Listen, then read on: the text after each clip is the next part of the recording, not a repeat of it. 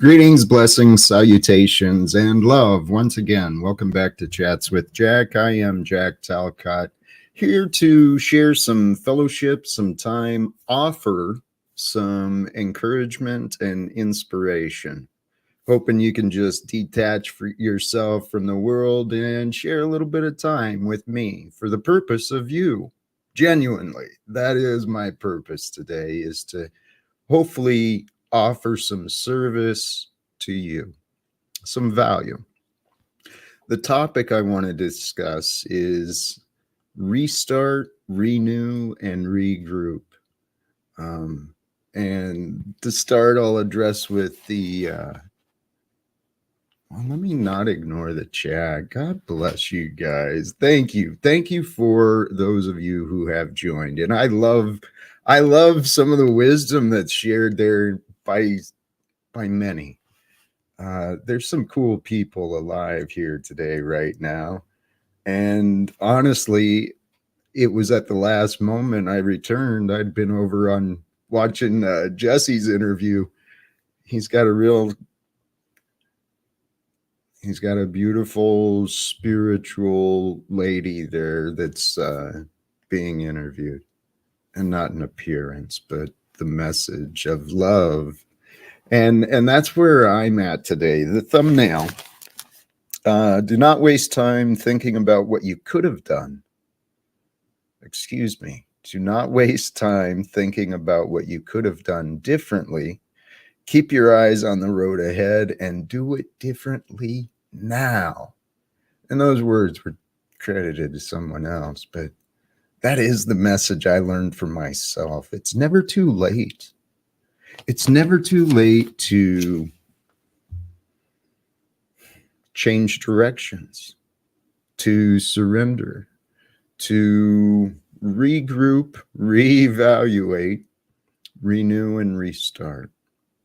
And we can keep beating ourselves up for those could have, would have, should haves. We can beat the hell out of ourselves for that. I've done it.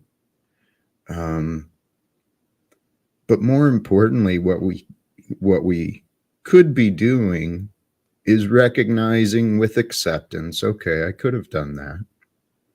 And should I have done that, I probably would have gotten different or better results, but I didn't. Okay, so I accept I didn't. What can I do from here? Now that I know what I could have, would have, or should have done, what can I do from here, right now? Is it time to let it go?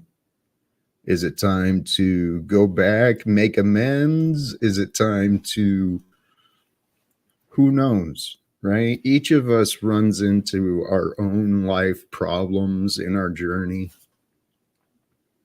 And I hope these concepts, these words can make a little bit of sense. I know I'm kind of speaking in concepts rather than specific examples, but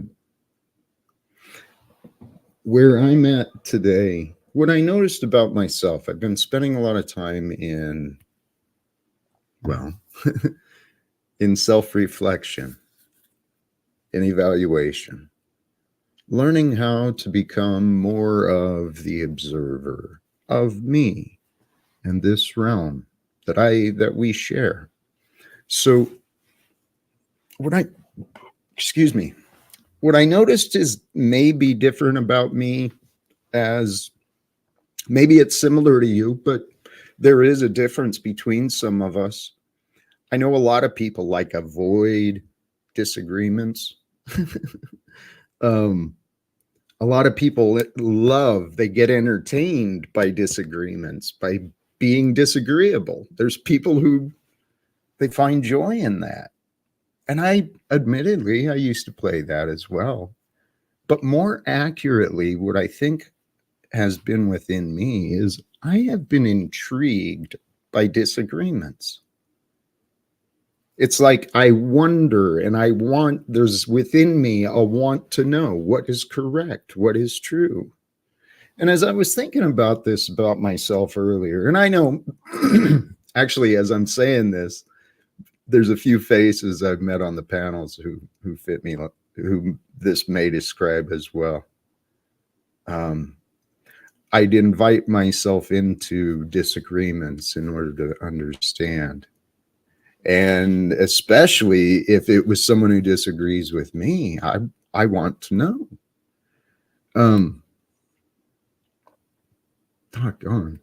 Oh, but what I observed as I was thinking back in my life in this pattern, I learned how to give up. I recognize that often people can't even explain what they say. And so, and even if they do explain what they're trying to say, it doesn't make sense. So I understand that many people think things that just don't make sense. And okay, I've tried not to be like that myself. And then it turned out there was many things I thought I understood, I didn't quite fully grasp, such as economics and politics and this game of nation states and borders. You know, I thought I understood it quite a bit until I started getting into more of, well, more of a spiritual perception on observing everything that is, which is kind of a couple of the topics of today with the restart, renew, regroup. That's the story of the Christ, the baptism, the renewal, the letting go of the worldly ways with a commitment to become pure, to become true, to become the life who you may have been created to become, right? So there's a lot of logical benefit, proven benefit for the practices, daily practices of meditation, of prayer, of exercise, and not in the routine of tradition, but for the purpose of expanding and growing. Because, brothers and sisters, we are here to grow into a greater version of who we are. This world teaches us to compete, and you know, we're all comparing each other to what we think. The only comparison should be to what we know. So as we go through our day, we should be comparing ourselves to what we used to be and how we want to become. And if we keep that focus within,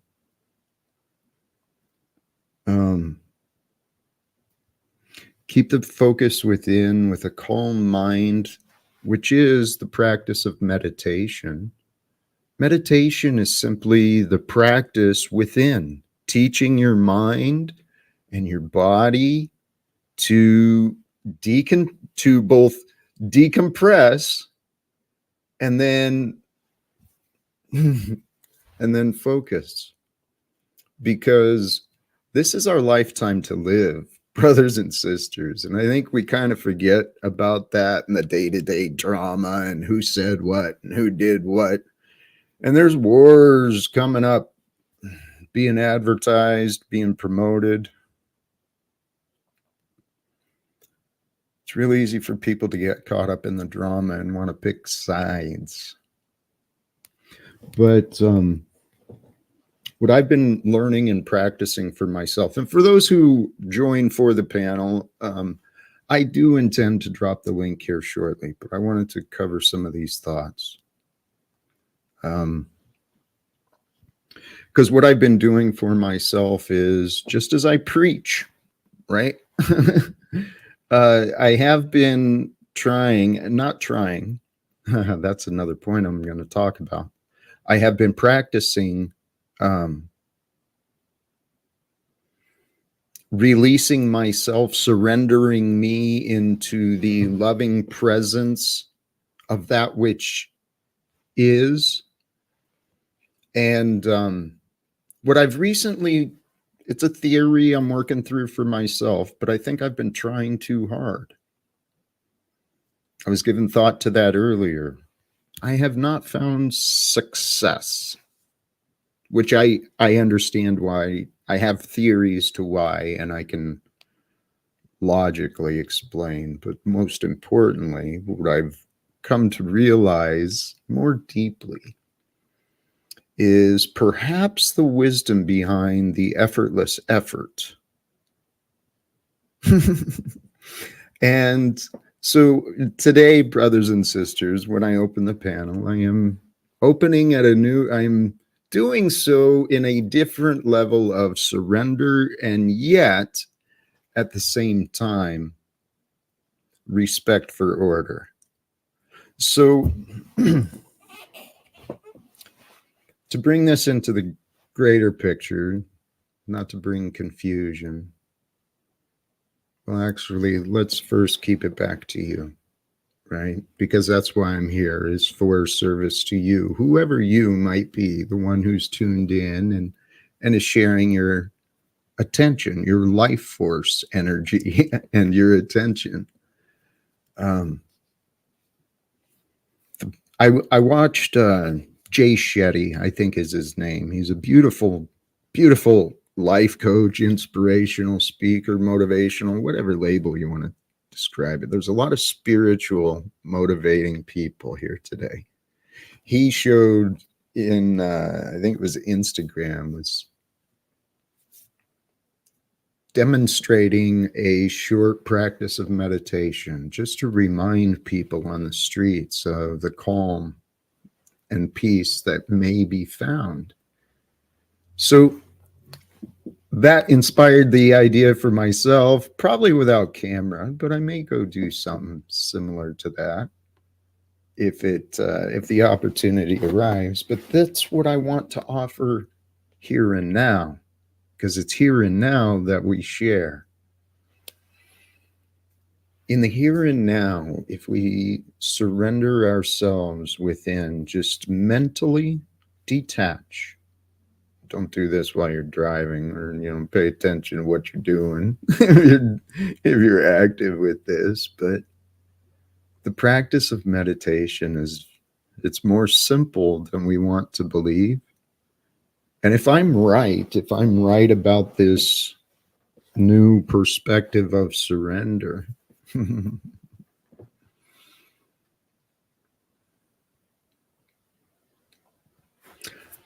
I don't know exactly what it might mean, but the idea is to find peace within ourselves, to allow the egoic fears, to surrender ourselves, detach ourselves effortlessly. It sounds hard and it sounds challenging, maybe even scary. To reinvent yourself, to allow yourself to be reinvented, to allow the old memories, the old pains, allow those to disappear. I mean, the ego part of us within us in the context of this, where I'm talking the ego, it's the primitive part of us, that it is the limited consciousness that is within us. But we have the ability within our ego, the combination of form and spirit, we have within ourselves the ability to direct our awareness. So this world conditioning has taught us to really make a big deal about unimportant things sometimes, maybe ignore things that are important sometimes. Within each of us, that ego that masks the spirit of the divine is the pain body, right? I was thinking about this earlier. The mental pains, the mental frustration, the mental torment, the mental anguish we just put ourselves through without mercy. Why do we do that? Our hearts have become closed off. And this was inspired by that lady Jesse's interviewing on the Missing Link. Is in this stage of awakening that humanity's going through, the whole collective, right? There's a lot of changes coming forth around us, within us. You know, the energies, both man-made and natural, are changing. And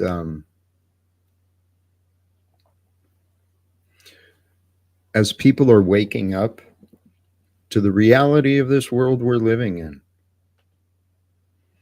we're going to have to allow our hearts to break open, to stop denying the reality of what we know to be real, right? Because the pains that others are suffering, the fears,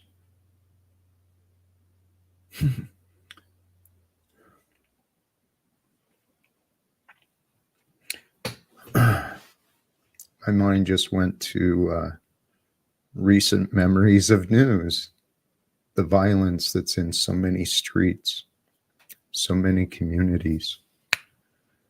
Brothers and sisters, we have got to wake the hell up. Okay? We got to wake the hell up and stop stop accepting excuses. Stop wasting our time on blame. All right? If we know problems are, what can we do? Let's take some accountability, some responsibility for this world we're sharing, the one we're leaving for our children, hopefully, right? It's time for us to find a way to restart, renew, regroup. Let's overcome the problems that have been created throughout this world. The divisions that have been reinforced by our media, by the entertainment, by the political games, the economic strategies, brothers and sisters. It's time to rewrite the rules of the game. And with that, I'm going to go ahead and drop the link. We will see where today rolls. And please, anyone is welcome to join. I don't know how. Oops.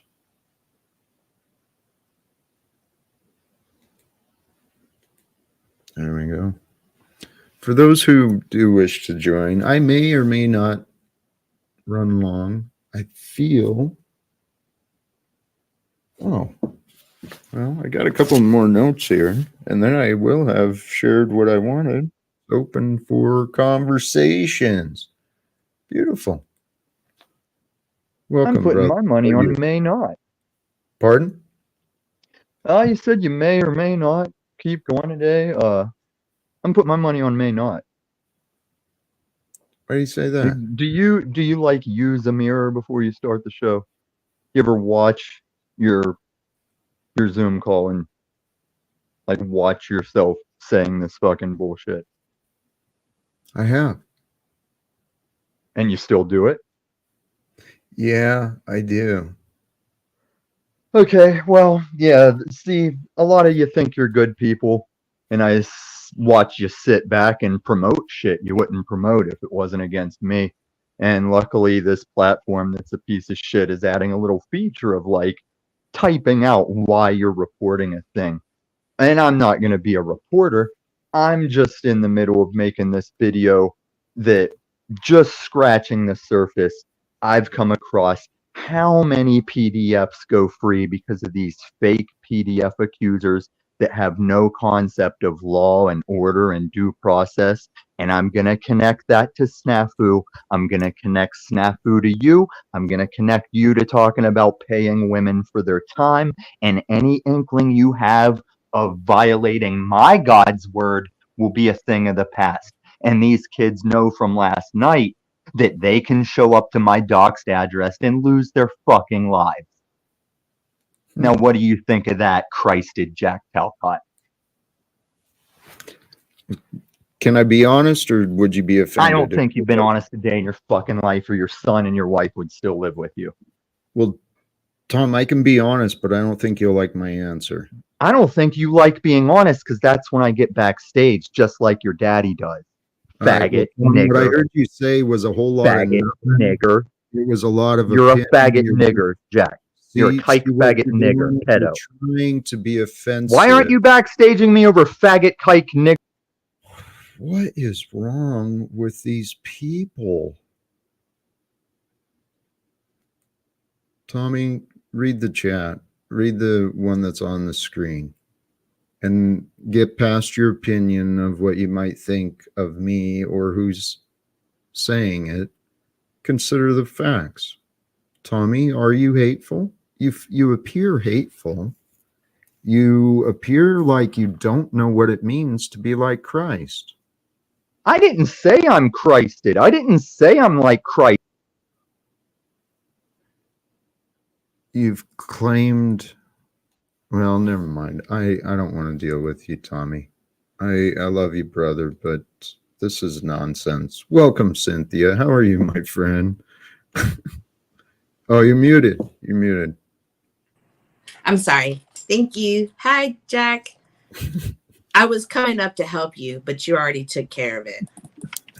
Well, should we try communicating with him? Let's tag team him. See if... That's exactly what it is. Bring Joe Cool's punk ass up, too. Oh. You guys are fucking oblivious. You know that? We're not trying to fight you, Tom. Oh, are you we? Because I can tie you both to this fucking pedo bullshit. And the justification of fucking accusing a fucking guy. Tom, this is an opportunity. Thick nigger! Let's practice, Tom, presence. We're going to join in this moment together. Oh my goodness. Praise be. Oh, who's that? So, welcome, Jack Talcott. I got a deep psychological analysis on Tommy. The reason why he doesn't like you is because he got ripped off from a fake Craigslist mechanic named Jack Trulex. So he relates that to you. This guy that went around Denver scamming everyone on Craigslist, Tommy was one of his victims. So put that in your pipe and smoke it, Tom. Oh, how funny. It sounds like, well, was that made up or did they do some investigation, Tommy? Well, he was background checking me to find nothing. And as what that was me and a radio show in Denver got this guy caught up. And then my ad about it got all kinds of people together that had been scammed by the dude. And it wasn't a mechanic. He was selling motorcycles. And he was like most of these scammers where it's all about get a deposit up front. And this is a clue to anybody with any online scam. Because this dude actually met us in person in a yard full of bikes at his house. Me and a guy I was going to college with, we put deposits down. And then I personally, chalk body, give your kids up for adoption outline. I personally am the one that gathered all his victims together and got him put in jail. So I did put that in my tailpipe and smoke him. And you got nothing, because I'm going to find that shit where he came on as a puppet and told you he gave his kid up for adoption. So how'd that not backfire in his face? I don't know. And you thought you were going to make a thing of it, Jack. And guess what, Jack? I'm not a fucking pedo. And you paid women for their time, which is also legal, right? Because it's for their time. Tom, that's how Bless your heart for trying, Jack. Bless your heart for trying. Thank you for saying that. I mean, honestly, because Billy's right too. If I do want to change the energy, change the focus, it's going to require me to commit to some changes. But holy cows, man. Well, I wanted to come up here and just just give your word of encouragement. You know, I'm not to tell too much, but somebody named Jack might be having a starring episode coming up. I'm not going to say too much, but I don't always agree with everything you say, but I definitely respect and admire your ability to still come on here every day and keep trying, regardless of how I feel about any of the subject matters about you as a person. I can respect anybody who gets up here and try. And I can tell some days it's not always easy for you. And I can tell that you have the strength to keep going. And sometimes we just need to hear that we're being seen and we're being noticed. And I want you to know that I'm sorry that things come down your pipe. I want you to know that a whole situation with Paul the other day, you did great at trying. You did nothing wrong. I don't even know where Sophia is. I can't even find her anymore. But it's if anybody's going to ever be on the metaverse on front of the camera side, you truly have to have a thick skin. And regardless of how you feel about Jack, it's evident he has a thick skin, because God bless your heart for trying. Because me, I done took out trash and just been sitting over here talking to myself. But we're not the same, and I can respect that. Bless you, Cynthia. You're welcome. So keep going. Just keep going. You're doing great. Just keep going. Keep growing. Thank you. You're That welcome. is the idea. And this experience, you're accurate. For those who, you know, I encourage you, if you've got a message and a talent to share, get out there. You know, find a way to get it out there. But you know what? Be prepared. The world likes to challenge those who want to be in service to others. It's the energy, the spirit energy, I think, wants to keep us divided. And you know, I am a man of faith. This is God's creation, this life. We can, well, what if you follow this logic?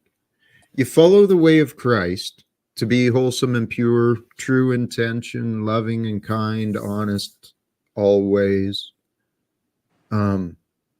You follow that way in order to unite with the forces of creation and good, and hopefully align yourself clearly with the will of God without resistance and negative views on it. But then, I mean, if that's what you're doing, and logically, if you're following that way and have faith in the will of God that it's with you, why not play life as a game? That was the whole point. Play life as a game. God is with you. The spirit of love, the forces of creation are here for you to serve you. So what do you want to do?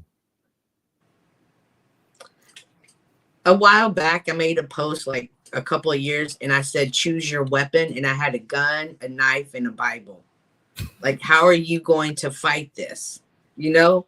And it's so easy to see the world from a worldly view and think that you need one of those other two weapons. In reality, there's one weapon that can cover all, but you have to have that faith. And today in my Bible study, someone said something like, the spirit isn't going to talk to you if you don't have it in you. Like, you're not going to hear it. You're not going to understand it.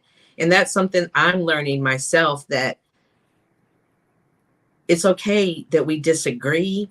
We don't have to attack each other, but you're not going to understand me because it's not in you. And maybe I'm not going to understand you because what's in you is not in me. But does this mean we should no longer coexist? We should now separate? Like, what are we saying here right now? Like, I respect the diversity. Like, I don't want to sit in a room with a bunch of people like me. I want to respect diversity. Cynthia, it was your face that came to mind. I don't know if you heard we're here at the start. when I was saying that I noticed in myself I seem to be intrigued by disagreements. Like I'm almost attracted to them. You might be as well. Yours was the face that came to mind when I was saying that. And there's a difference between having a disagreement because I really love and care about you and I'm just going to shake you a little bit. And there's or I respect you, let's say it that way, because we are on the metaverse. And then there's a disagreement of I'm just going to make up lies and attack you and use things that I know against you to hurt you. Like there's a difference. I'm okay with the first one, but I'll never back down from that second one. Amen. And that's just you can never say something to somebody or treat them some way and then dictate how they're going to react. True. That there is no control of others. What the way I see it, Cynthia, that call, it's because we've recognized we want to know. There's a wanting to know that's within us. All of us, brothers and sisters, there is a spirit within you that wants to know and wants to be known, wants to be shared. But the world, I mean, it teaches us to be defensive and reactive, and, it profits from our fear. And so if we can find a way to connect, even if we're not in absolute agreement, if we can at least accept the fact that we are, right? We're sharing this experience together. And we can try to find ways to overcome the things that are challenging us. That's what the Bible, in my opinion, that's what it's all about, is the spiritual path each of us take, which will require our own self-sacrifice, the dissolving of our ego, so that our spirit may grow, and so that we might be led with faith. And when I was saying surrender earlier, Cynthia, in my own personal experience, the prayers I offered today, God knows my desires, right? So God knows my will is many things. I've got a lot of goals, but peace is my purpose. And so that's what led me here to do the stream again, is, brothers and sisters, there's a lot of violence escalating throughout this world. There's a lot of fellow human beings at this time that could use some help. And maybe we know people, our churches, our organizations, those things we're a part of. So here's one of my old Polly boy played the voice message I left for him. He played it on his stream the other day anyway. It's funny how he distorted it. I offered to him that, Paul, you could use more God in your life, right? And find a way to do that, and we might be able to work together, because my goal is to bring the truth, the knowledge from the truth community regarding the manipulation and oppression of our governments. I'd like to help the churches understand that.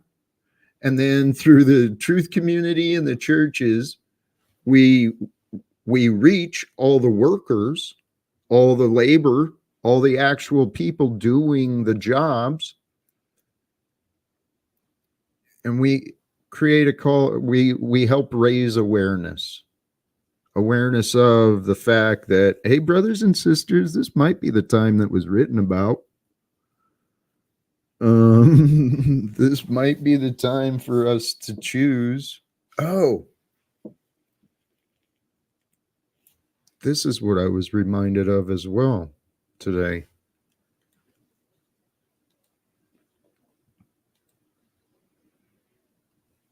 Uh, 2 Thessalonians 2, 9 through 12. The coming of the lawless one is according to the work of Satan, with all power, signs, and lying wonders, and with all unrighteousness, deception among those who perish, because they did not receive the love of the truth, that they might be saved. And for this reason, God will send them strong delusion, that they should believe the lie, and that they all may be condemned who did not believe the truth, but had pleasure in unrighteousness. Brothers and sisters, these words apply to all times, whether it is the, well,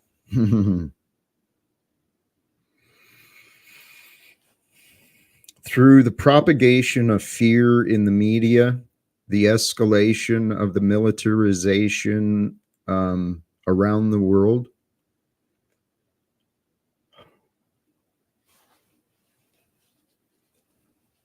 Those are the signs. It's time for us to come together as the body of Christ, as the children of God, here as ambassadors of heaven, to bring forth peace and share that. The peace starts from within, brothers and sisters. The peace is found within. I always remind myself that what comes out of people's mouths really comes from their hearts. And so I have to take a key look into that. So that's how come I can have disagreements with you and then still come back and be okay with you, because I can tell your heart is decent. Snafu the exact same way. I can tell, yes, they throw tantrums. Yes. But I can see your heart. Not that I can see it, but I can feel it. I can sense it, what I interpret it. And when I meet people who just are hateful just to be hateful, I have to act like this isn't a me problem. This is their heart problem. This has nothing to do with me. I'm not a heart doctor. I can't help you. All I can do is stand here in my faith and who I am and be okay with who you are. And some lack maturity to let others be themselves. And that's okay too.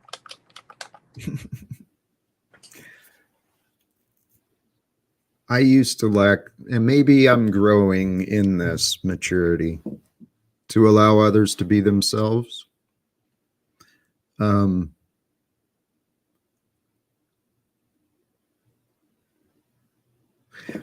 There's a fine line. I mean, allowing others to be themselves, yet seeing them denying their own potential.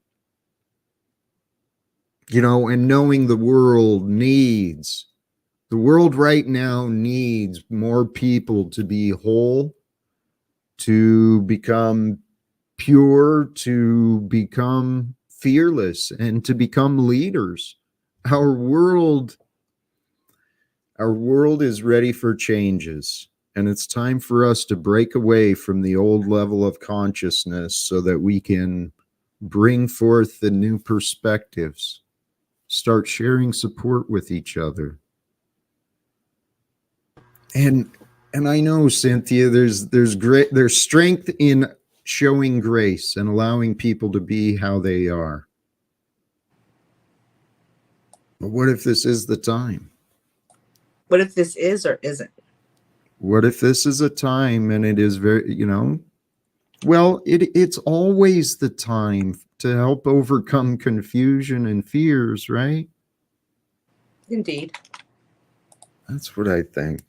Hey, hey, Jack, how are you? Thanks for bringing me up. Hi.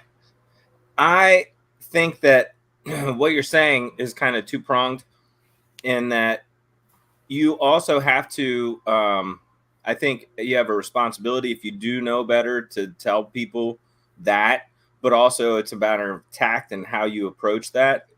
Not to make them be a different person, accept them for who they are. That's huge. It's okay to be who you are. And if you can benefit from this information. I'm going to present it because I feel like I have to. It's like my responsibility.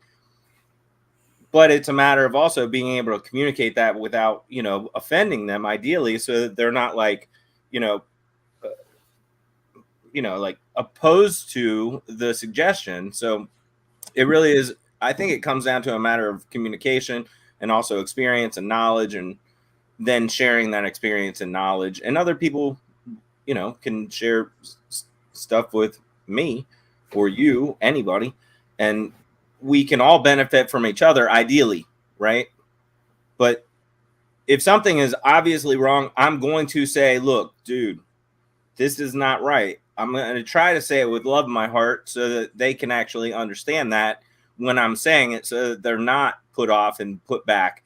But if they are, and that's the result that I get, I'm not offended by that or put back by that either, because I know that that may be a seed that is planted that later. Sorry, I'm getting a call, but I know that that may be something that they have to reflect on over the time. And also myself, when somebody says something that strikes home with me and I'm like, whatever. And then I'm like, over the next day or two, the stuff reverberates in my head and I'm thinking, well, maybe. So I think it's our responsibility, once we know, to share. And also the hugest thing I think that's mostly important is that we cannot, you can judge people, but you're judging yourself. So if you realize that they're no different than you, except that what you've been through, then you can have some grace with them, but also share, the good information with them also. I do agree with you on you can judge people. And then what did you say after that? But you're judging yourself. Is that what you said? Well, I'm saying if you do judge somebody, Mm-hmm. you're judging yourself. That's the fact. I mean, that's can you go into that a little bit more? Like, I'm not understanding when you're saying judging. When you see something in somebody else that you don't like and you're judging them and you're, like demeaning them as a result of it, you're basically relating to a past you. You're seeing that I have been that, I am that, maybe I am that now, and I don't like that. So you're projecting that in, that onto somebody else that is, showing these characteristics. Okay, so to judge somebody is doesn't do anybody any good. I'm not saying that you can't have judgment. I'm saying that you can share the information with them in a way that they can understand, so that ideally, if you elevated past that point, that they can actually elevate past that point for themselves as well, is what I'm saying. Well, if I look at you and I think that you're some kind of way, Aaron, go ahead. I've tried addressing this with you before about what I see as probable patterns of denial that you show. And it's happened. I mean, we've had our disagreements, but what I'm trying to understand the way you're describing it. Okay? Yeah. Well, I'm sorry, Jack. No, please. So I totally agree with you on the judging. You should judge, but I don't agree with you on why you're judging, because I judge based off of the fruits of the spirit. I don't judge off of anything else. I don't judge the house you live in. I don't judge how you look. I even train myself when I meet somebody in real life to only stare into their eyes. I'm not going to look at what you're wearing. I'm not going to look at, because it doesn't affect me. That's not it. I'm just trying to know you as a person. Do you have love? Are you joyful? Are you peace? Do you have patience, kindness, goodness, faithfulness, gentleness? And do you have self-control? Not do you agree with me? Not do you think like I think? I have several friends in my life who are of different religions, who are atheists, who don't believe in God, who love to tell me how much they don't believe in God. And I still consider them some of my closest friends. So I do agree with the judging, but I don't judge them because I lack those things. Because I know that if somebody is hateful, that is always causing chaos, if they don't have self-control when we go in public, this is somebody I don't want in my life. And it has nothing to do with me and my behavior and who I am or who I've been. But it's just something that's not healthy for me as a person. Yes. I agree. The accepting people, the diversity, but there is, I mean, there's a difference between explaining facts, you know, presenting a conclusion of behavior, and why did I bring that up? Oh, and a lot of the accusations that people offer. Why did I'm sorry. Maybe I lost track of where you were at, Aaron. All I'm saying is, if you give people love, you love on people regardless of how they are, who they are, and then you can still educate them in love so that they can actually benefit from or share your experience. The accusations and judgment. Judgment was the word I'd lost track of. There's a difference between judging the being, you know, for the purposes of punishment and or reward, and then there's the other of discerning the facts. And I think that's what you were talking about, Cynthia. My first thought was elsewhere. I didn't give you the benefit of the doubt. Holy cows. You're judging the facts, not the reputation, not what it appears. It's the fruit brought forth by the character, by the being.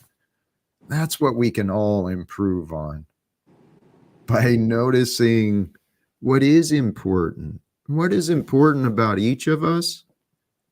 It's who we are. I think people have a disconnection. This was my thought earlier regarding the focus on results people have. The results is the egoic material thing. That's what the world taught us. The world taught us to gather and collect things, and then to take control, dominate things. Man, through the acts and words of the Christ, we are here to love and serve one another, to nurture, to care for, to offer correction and support. And our world needs healing. This is what I wanted to come back to. And I'm sorry, guys. Thank you. Compassion. Your thoughts on compassion in this world. That's what I think our world is lacking. And it's because we close ourselves off. We convince ourselves not to care. And that's what I was saying earlier, inspired by that interview Jesse was doing. At some point in this world, this happened to me. This happened for me. And I allowed it, and I encourage you guys to do it. Allow yourself to accept what this world has shown you, what you know to be true, what you've learned, what you've experienced in the past, and know the pain and suffering that is, and allow your heart to break. Stop trying to pretend to be tough when it's not healthy. Because sometimes we need to allow ourselves to fall to pieces, right? There is a lot of craziness in this world, and I know individuals, well, I don't know the lives of individuals anymore, but I assume different people are experiencing different things. I've done this myself. I've fallen to pieces, right? The family and future I worked on and dreamed of, that shit disappeared. So I really wasn't given a lot of choice in this experience, but learn from me. Avoid yourself the trauma and do it yourself intentionally. Allow yourself to fall to pieces pick up the pieces of you that you want to carry forward with, right? I used to carry the label of alcoholic and overweight and blah, blah, blah, blah, blah, broke, right? Blah, blah. Put those labels down, brothers and sisters. We're here for a greater purpose than what we have shown in the past. I'm confident of that. That's what growth is. If we're not going to live, we're just going to decay, right? We don't want to decay because decay stinks. We want each day, brothers and sisters, I encourage you, develop your time. Set aside just a little bit of time and grow into your practice, but allow yourself to detach, decompress, to release everything, to allow yourself to be filled with the unknown potential of all that might be. And release, consciously be aware, you can release yourself from the pain body. You got physical aches and pains, sure, those things may exist, but you control the focus of your mind with practice and technique. You can train yourself to move past the pain, to find pleasures in wherever else you can. This life is a mind game. It happens moment by moment until it changes or it's done. Right? So what I've been doing for myself is just these things, the practice of surrendering me into the moment that is. Because the moment that is right now, there is a stillness and a presence and an awareness within, without opinions, without fears, without worries. And it's patient. The awareness, the loving awareness that's within, it's beyond time and space. So it has no limits. Earlier, I'm kind of dancing around what I was saying. My practice of surrender is just that. I live moment by moment. And my faith is that the right answers will come. The right answers will be seen. I pay attention and I move with inspiration when ideas and opportunities meet. I take actions. I'm continuing to reach out to other people who have greater subscriber counts on YouTube, who share in similar messages of spirituality and enlightenment, encouragement. So, brothers and sisters, the world can present a lot of darkness if we focus on the media, maybe the financial situations, but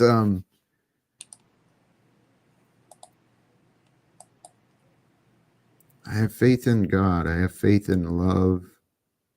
I have faith in what we may be able to do, right? All we've got to do, in my mind, we've just got to come together and unite. How hard could that be? We're lovable. We are all lovable. Even Mr. Tommy, who's in the backstage still patiently. Or he just left it and went to do his things in the day.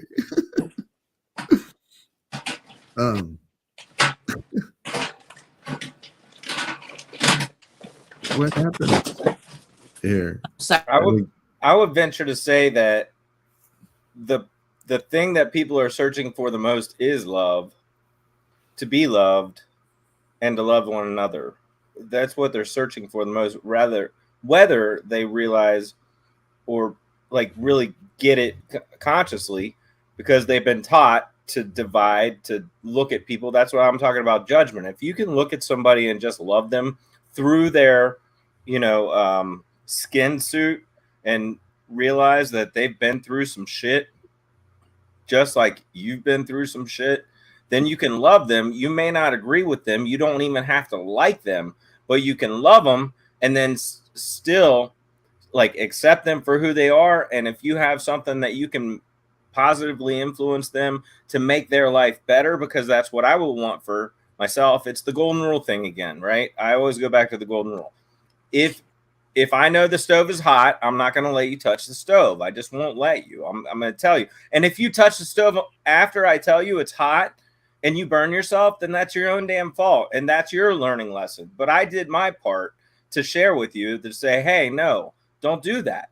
But that's my responsibility at that point. If you touch it after that, that's your responsibility. And that may be the way you have to learn, so I can accept that. You might have to go through the hard lesson.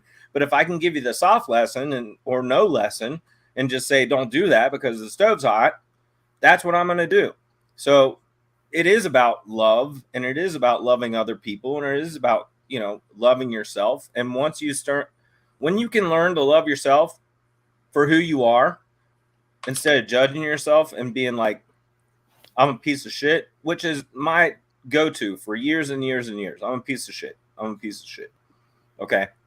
And then at some point, it was a journey, and it was through practice. And like what you're saying, you could practice these things, but also you can't even practice until you're aware.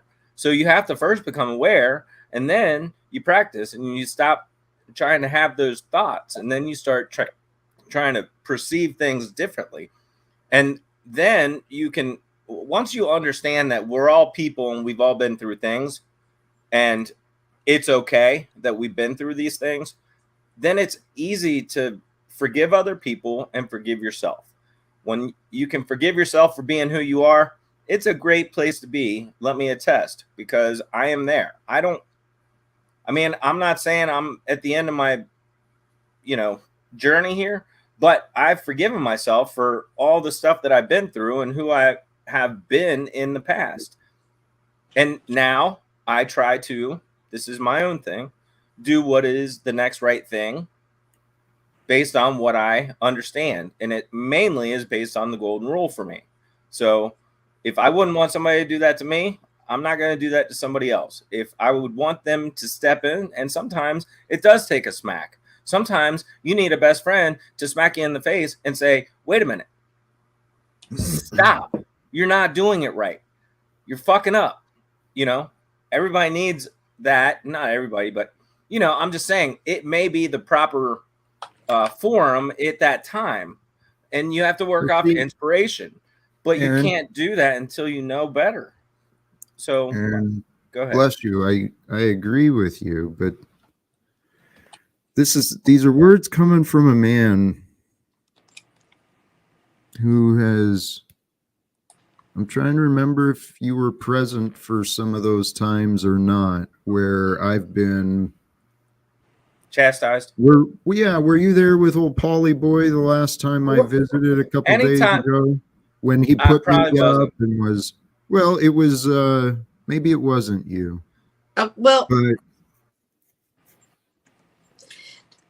at some point, though, somebody can say they're doing something in the name of love. We first have to look at, is our definition of love the same? And are they doing it for love of me? Or are they doing it for love of show? Are they doing it for love of self? Like, that's a very broad term, love. Like, why are they doing this? And if it's somebody that really loves me, why are they having a problem allowing me to be me? If I'm not walking into grocery stores and shooting them up, but instead I'm making choices, I'm just going to use myself as an example that only affect me. Why do I have so much hate when people claim that we're only telling you this because we love you? Like, I don't like when people use that word love, especially on the internet. It's almost and I also wonder, is there come a point when you can tell somebody something, and because you love, and they're not listening, but because you love them, can you just let it go because you love them and still want you in your life? This is my point. This is kind of where I was going. You're touching on the subject of judging somebody. So if somebody's intentions, like what you're saying about love, are not true, that'll probably come across. Okay. They're saying, I tell you this because I love you. Well, maybe not. If their intention is true, then they, in my opinion, I mean, here's how I roll. I can understand where somebody's coming from because I have been through the gamut. So if I basically feed back people's wants and desires to them for them, to remind them, I'm not trying to judge them, but if somebody says, I want this is my rule. I want for you, this is for everybody. I want for you what you want for you without judgment. If you want something, I would love to be a part of or help you to get to that. Unless I know that that's not good for you, in which case I'll try to explain it in a way that is not good. If somebody says, okay, I want to say I want to lose weight and I want to go to the buffet. I want to go to the buffet. And I'll be like, well, you did say that you were trying to lose weight. Maybe, or just a little something where you say, okay, well, if you're going to the buffet, maybe just try a little bit of everything. I'm not trying to judge them, but I'm trying to feed back to them, something that they can process to ideally help them on their journey of what they truly want, not the thing that they might want in the moment. And I think that is love, in my opinion. So if somebody's, judging and they're saying, you shouldn't go to the Chinese buffet because you're already a fat ass, that's a kind of a judgment, but it could be what that person needs. It could be that stark smack in the face is what actually makes them, contemplate and reflect and say, fuck that guy. Fuck that guy. And then, actually motivate them to the further. But who knows what's right? Who knows what's wrong? I mean, we just do the best we can and try to learn and work on ourselves, right? Well, we've got to pay attention in order to know. And I've made the claim previously that many people are in denial. Denial, it's a common symptom that a lot of people have.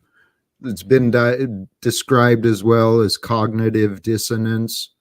People become reactive to what they don't want to accept or know.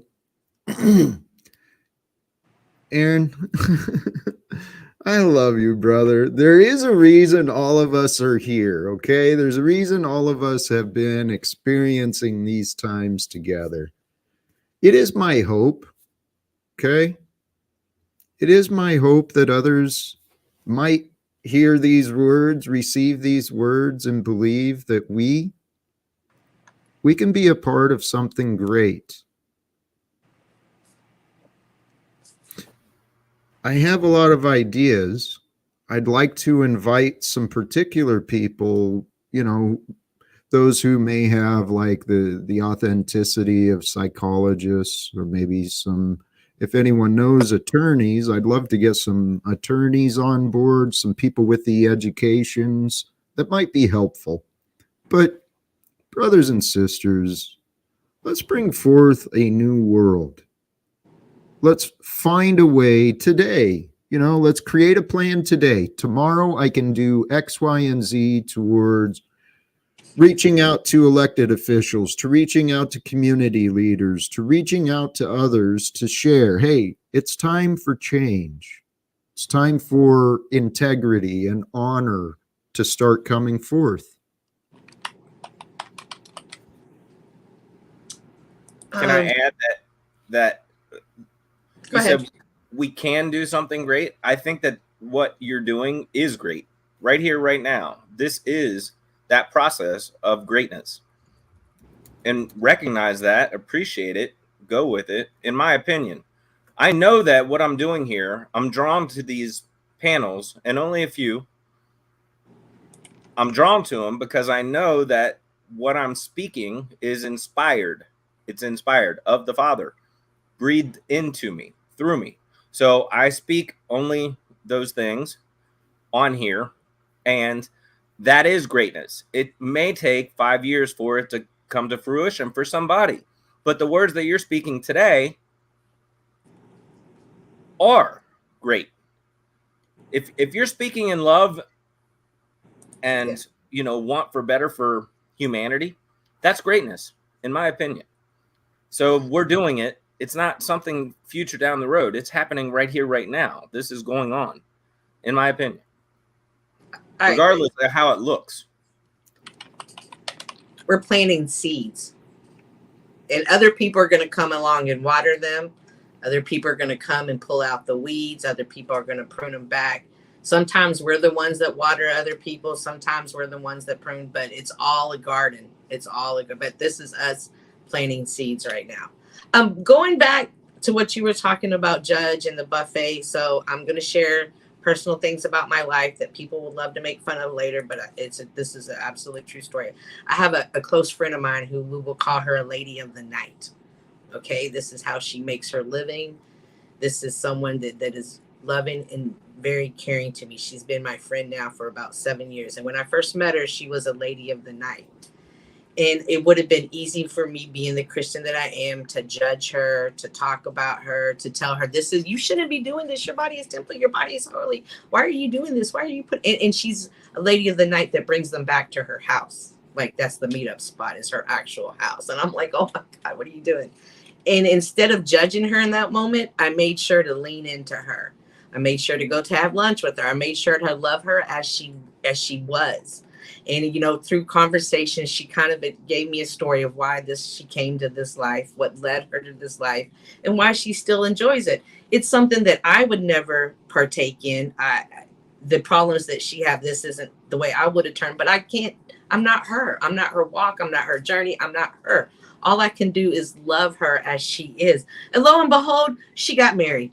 She got married after 4 years. I took her to church with me a couple of times. She didn't stick with it.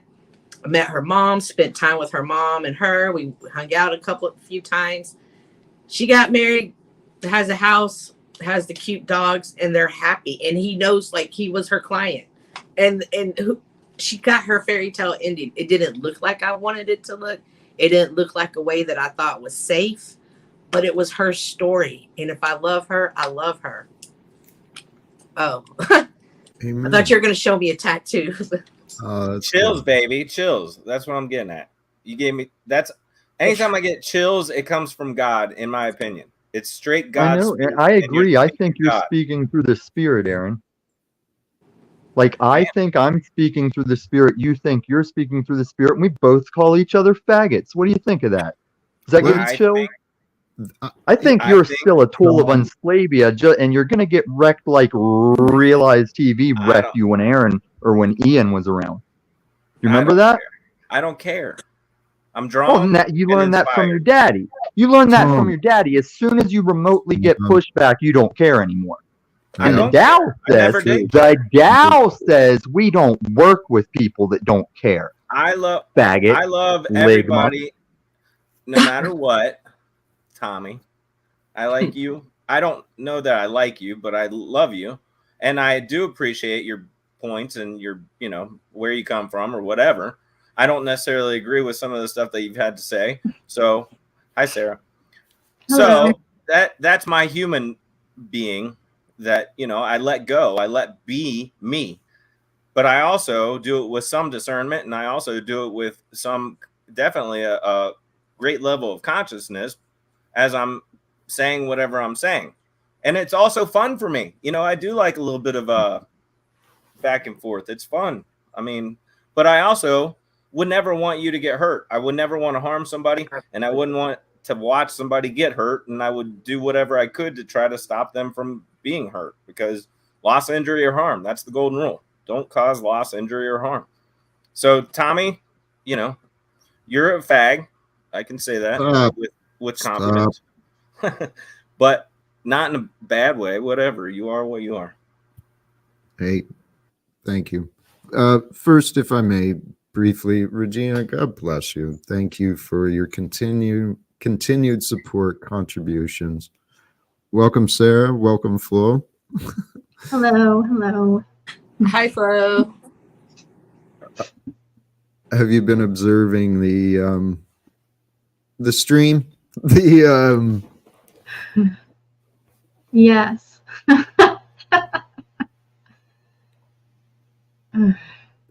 regardless of our opinions, this is our experience. This is what time, society, and choices have brought forth for us today. And I've been trying to figure out every day. I'm serious. I'm more and more is my focus on now, trying to figure out, okay, what are the signs? What have I learned? What have I seen? What direction? Where do I go? To be honest, the more I've been doing that, it's actually freeing. I'm sorry, Jack, what you just said confused me. You said you were focusing on now and then went to the past and the future. Yes. Okay. So what are you doing that's now? Well, it changes moment by moment. I used to have plans. I've still got a ton of goals, but my own path, I'm learning surrender. Okay. I trust peace will be found here on earth. I trust that we will be the generation that overcomes the turmoil. I don't know how it will happen, but I know there's a lot of organizations, a lot of groups. There are lots of people working towards what I'm suggesting. I keep reaching out to these different organizations, and I reminded myself it's time to start circling back to some of those who I was unacknowledged with in the past. So all of us know people, and everyone we know knows other people. And particularly if we're a part of organizations such as churches or nonprofits or even some networking organizations. We know people who know people, and I think that peace is a pretty important topic for us to be discussing as fellow citizens and neighbors, children of God.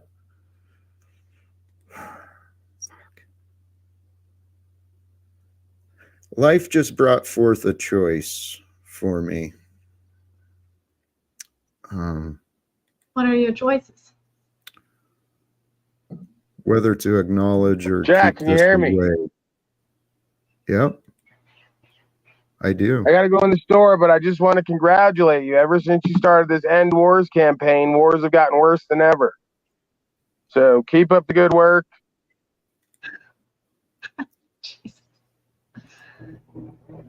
Yeah. Oops, I didn't mean to bring him back. Yeah, the question I was wondering is, should I even offer any attention? And that was a foolish mistake. I should not have. Paul. Was that the choice was Paul? Gotcha. Yeah. Paul, you're a fool.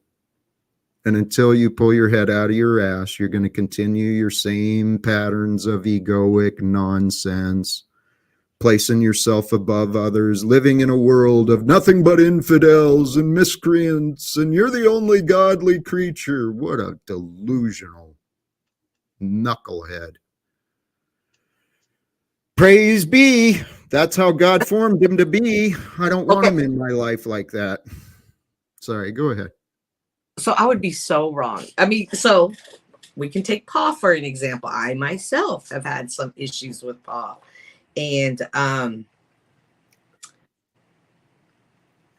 I going to love him as he is, or am I going to attack him while I'm trying to love him? You and I are not the same when it comes to Paul. Y'all have a love, a different type of love. What type of love? Huh? I'm not saying it's healthy. I'm not saying it's not healthy, but y'all kind of feed each other. And it's a connection. We'll call it a bond. We'll call it a connection. Twin flames? Dynamic. They have what? Because Sarah's always got something soft. I was calling it a dynamic. Yeah, y'all have this dynamic. And from the outside looking in, the dynamic doesn't always seem to be healthy for you. For on your end, Sorry to interrupt. What happened there? Something happened on her end. Oh, okay. You're not. We can't hear you, Cynthia. We can't hear you.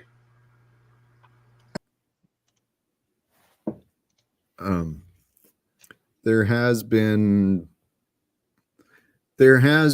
well, there's a connection. There's a bond. Actually, this reminds me of another topic. What life is. Life is relationships. Nice segue. I would call it a spiritual cord, an attachment. There's something there. Yeah. You know, it's my own choice. I could have cut strings and walked away.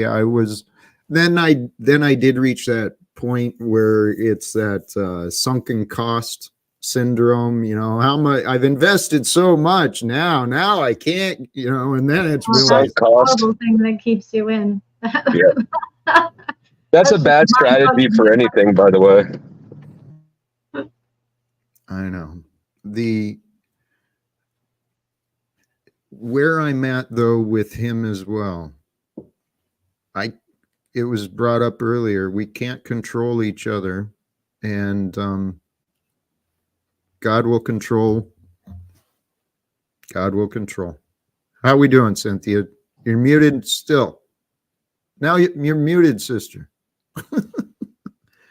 Sorry, someone's pulling in. But I wanted to say, like, y'all have a different dynamic than him and I have. So don't think I'm being hypocritical when I say this to you, but I don't follow it myself.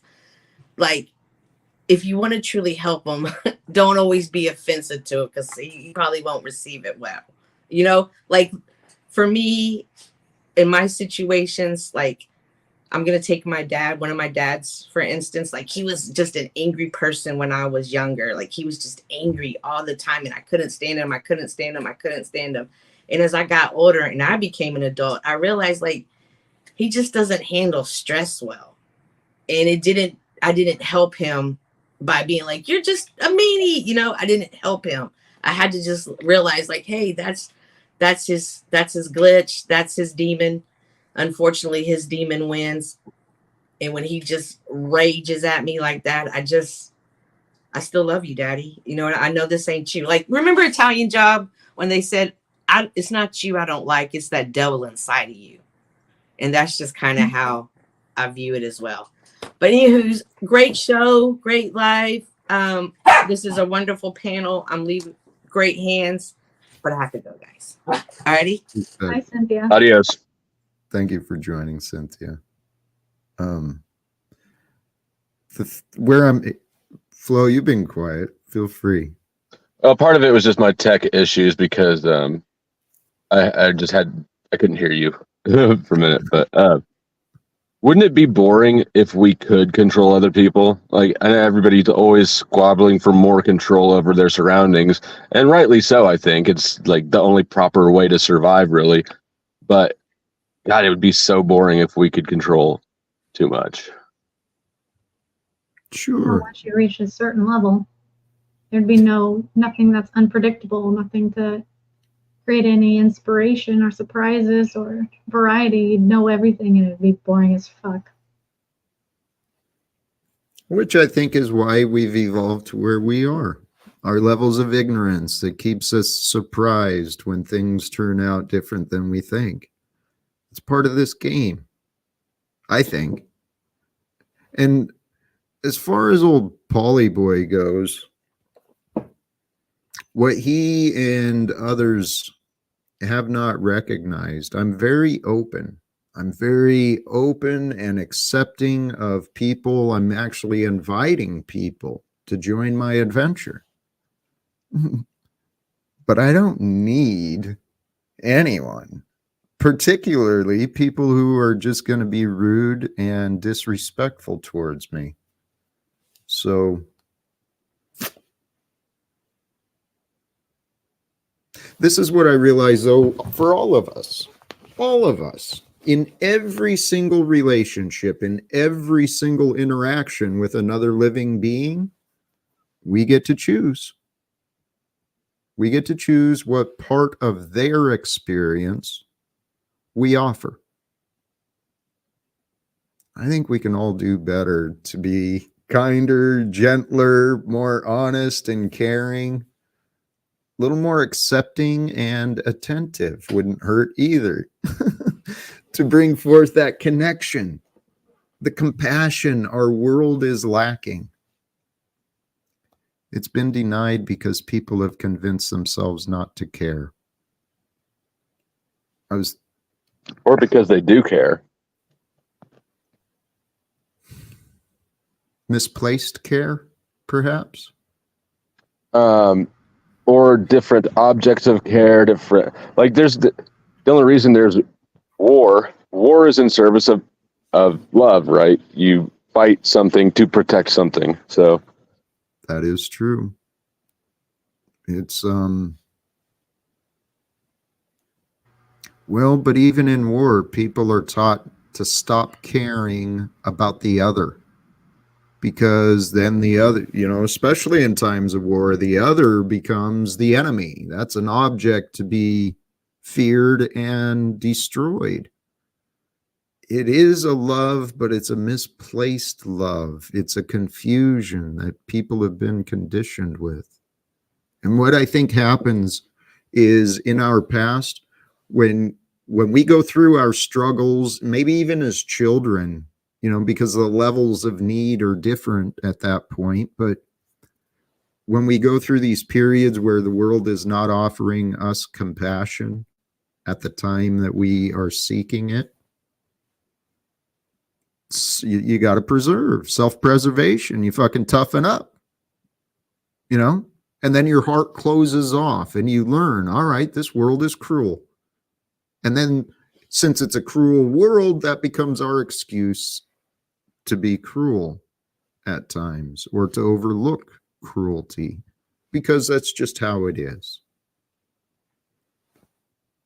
But I think we can break our hearts, break the shell of our hearts, and feel some compassion for the rest of the world.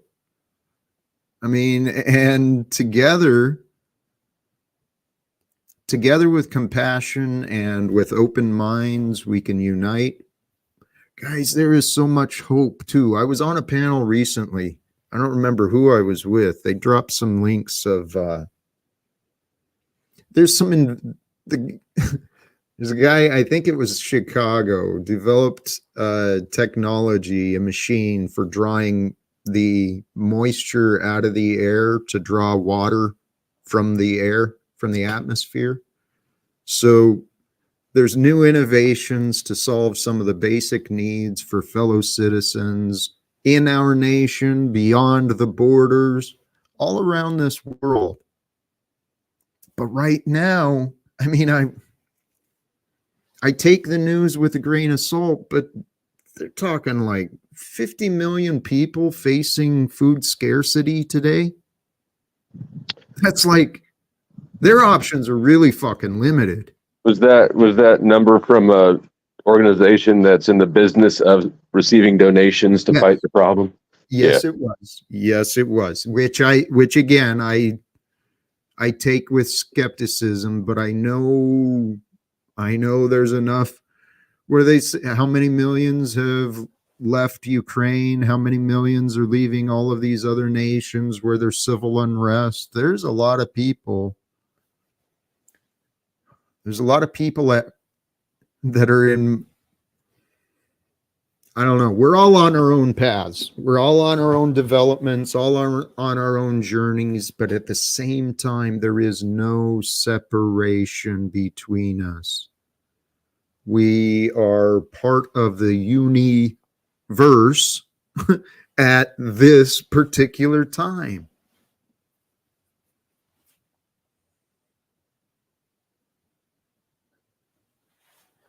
What is the path? How do you know which way to go? How do you know when to give up on someone? back to the topic we were talking about. How do you know when to give up on someone when you can no longer accept them for the patterns of their behavior? How do you know? I think you just know. And then I think that you can't be wrong. Seriously, because, you know, in another month or 5 years, whatever, you can't screw up in this life. I've screwed up so many times that I know that I can't screw up in this life. I know that no matter what happens, everything is happening as it should be. Though I can't consciously comprehend that, I just go with my inspiration, and I think that's the best anybody can do, and that's why it's so easy when I know this for myself. That's why it's so easy for me to have no judgment on somebody else, because I know that they're doing only what they know to do in that time with what they've had or what they've gone through. And it's taking them to wherever their path may lead them. And you said we're all on different paths. We are. But the path always leads to what I call salvation. And I'm not a preacher. Well, I am a preacher, but I'm not religious by any means, because I have been opposed to religion my life for the most part. I mean, I got pulled in. I've been exposed to it, but I also saw all the hypocrisy that happens in religion. When you get what I call salvation, it's the knowingness that we are creating the world that we experience. That is salvation. In the beginning was the Word, and the Word was with God, and the Word was God. So if you can get that to me is salvation. And then direct your words and try not to say anything that you don't want in this world. If you try to only say those things that you want. But the hard part from that, I mean, you know, manifestation is real. Everybody, I mean, I'd say everybody knows that, you know, the law of attraction and all that stuff.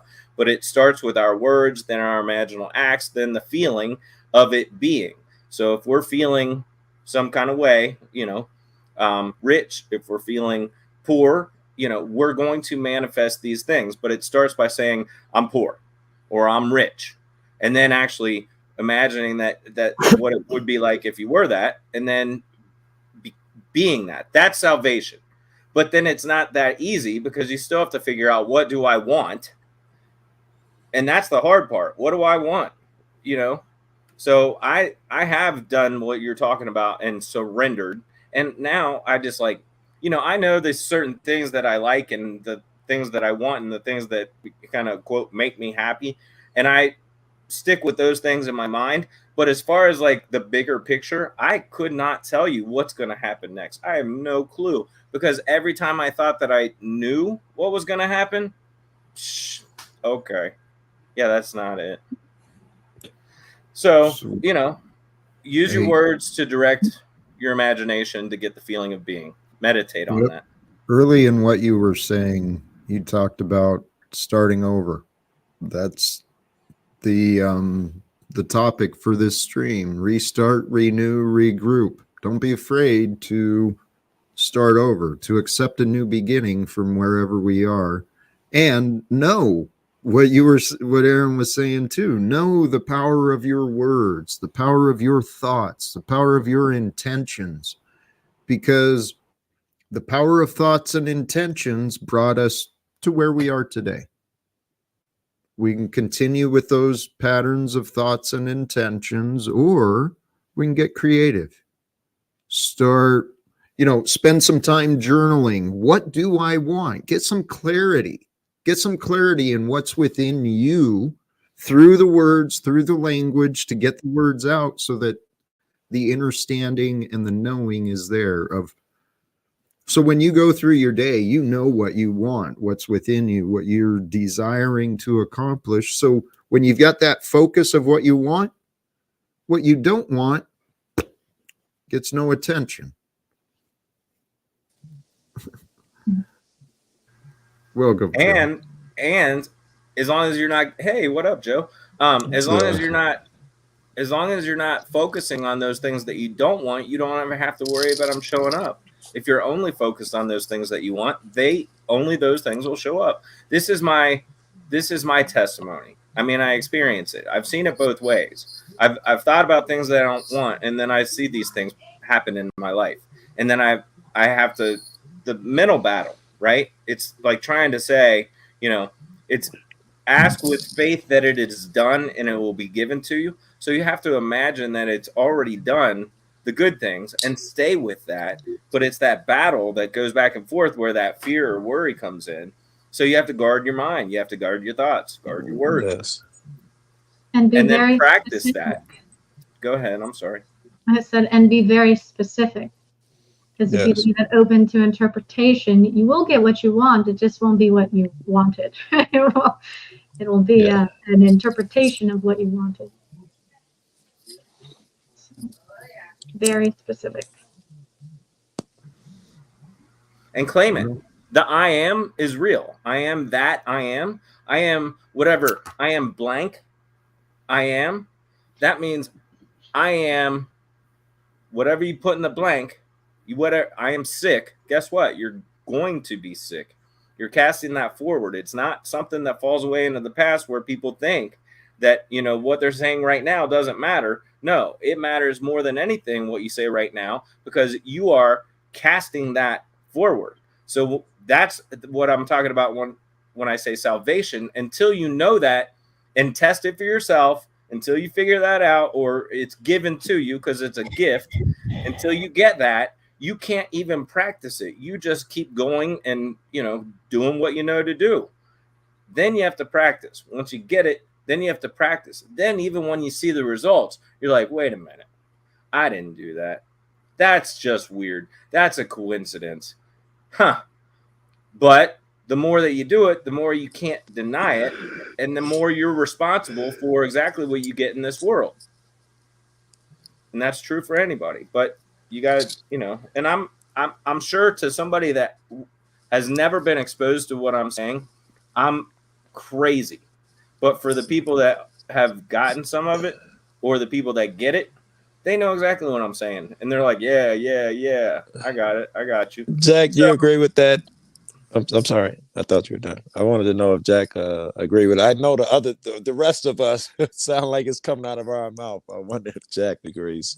No, I didn't hear any disagreements, but I'm wondering the relevance. Jack, you get it too. You know that we've had the conversation, so you get it. It's just that from day to day, we sometimes forget these things. A lot, Aaron. You repeat yourself a lot. Maybe we all do, and I'm sorry. This is wow. I would like to stress, though, that when you start manifesting, people can get trapped in desires that leads them astray. So it is best to seek what you need to live the life you're supposed to live, rather than go after material things. Say, I have Bugatti need in my life right now, and you will have everything that you will ever need. If you are ever in a situation where you need food, food will always be provided. If you are ever in a situation where you can't pay a bill, money will come to you.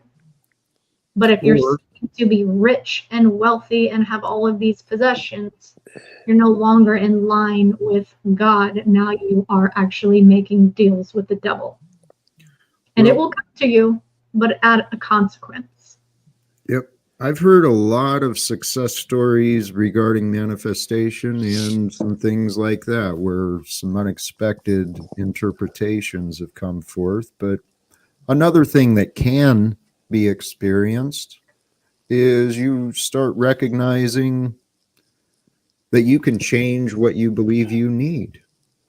And the way to peace, the way to fulfillment is to have gratitude with all you have, living with the abundance and support you imagine. But I've been working on my visualization, on my goals, taking actions. I've done everything I have been taught and that I offer. The key to living, though, is to find peace in the being, to find joy in the doing, not so much a focus on what you do or what you did do, but a focus on what you are and what each of us, the I am for me, and you are to me, for me. It's what we are, who we are. Our state of being is so important, because our state of being, if I am right now angry and afraid of my future and desperate, well, I'm gonna bring forth different words, right? I am is the most powerful thing we can be focusing on. Joe, you're muted, man. I was just trying to redo a card. It says, I am. Two of the most powerful words, for what you put after them shapes your reality. It does. What I've chosen for myself, I am a man of peace. That was my intention a long time ago, because, you guys have seen hopefully the growth as well as, my weaknesses, but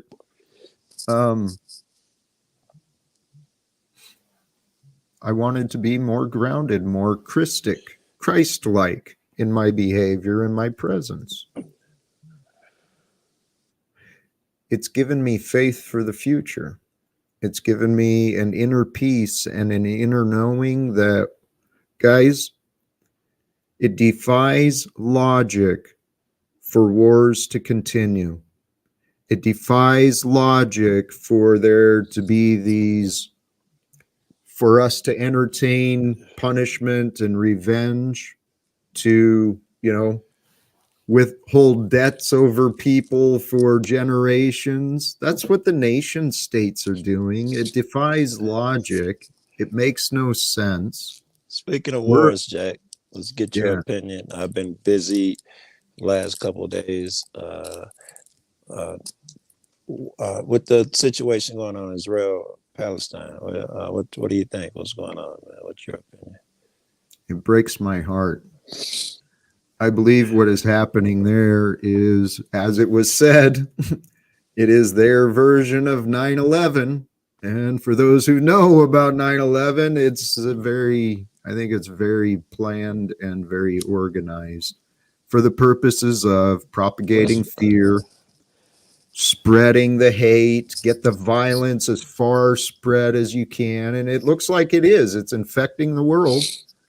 People in other nations, they are standing up for what they believe, for maybe their family, their loved ones, picking sides. People are choosing sides. This is a great splitter here. People I love are choosing sides. Anybody else, Jack? I don't want to cut you off, but anybody else? It breaks my heart. What was the question? About the Palestinian-Israeli war, or Israeli war? Anything you see in there? What's your take the last few days? Yeah, the last few days, most of the things every time that I hear some claim, how do I phrase this? It sounds like it reminds me of the video of all the Afghanis trying to flee while they're sitting on the airplane and stuff that was going down the runway. That was totally propaganda, right? So I don't have any idea what the truth is, but, but like something smells like history, right? Yes. These are the same. Oh, go ahead, Jack. Well, these are the same patterns that have risen up throughout history. The declarations of war, and then let's send in. We're already sending weapons and. Just ahead, before you leave, I wanted Sarah's take, because I think my take on Israel? On Israel Palestine. You're the conspiracy expert. What do you see, man? What's going on? Hamas was created by Israel. This is a setup false war flag. That's intentional. Yeah, it's all a false flag. All right, it's disgusting and annoying, and I don't even watch the news. She cut to it. All right, Jack. Yeah, she did. I think real people are dying. Oh, real Yes. people are dying. False flag doesn't mean that it's not happening. Well, It just means that the wrong enemy is being pointed out. There's a dude being blamed that wasn't actually the one to be blamed. I heard some of the comments from Netanyahu himself, one of his other military leaders, and then I heard comments from that moron Joe Biden as well. I saw that And crap. tell you what, I'm not. My faith is in God, and please, brothers and sisters, I believe God created us for a purpose. I believe we have the freedoms here in America, the Northwest, in the free world. I think we've got the opportunities we have for a reason. And I see a lot of people talking about rights. What is a right? A right is a freedom. What is a freedom? Gives you the responsibility to choose morally, to choose right. I mean, that's the only way we're going to have freedom is when we choose what is right. And what is right is not funding wars. I got Is another not- question.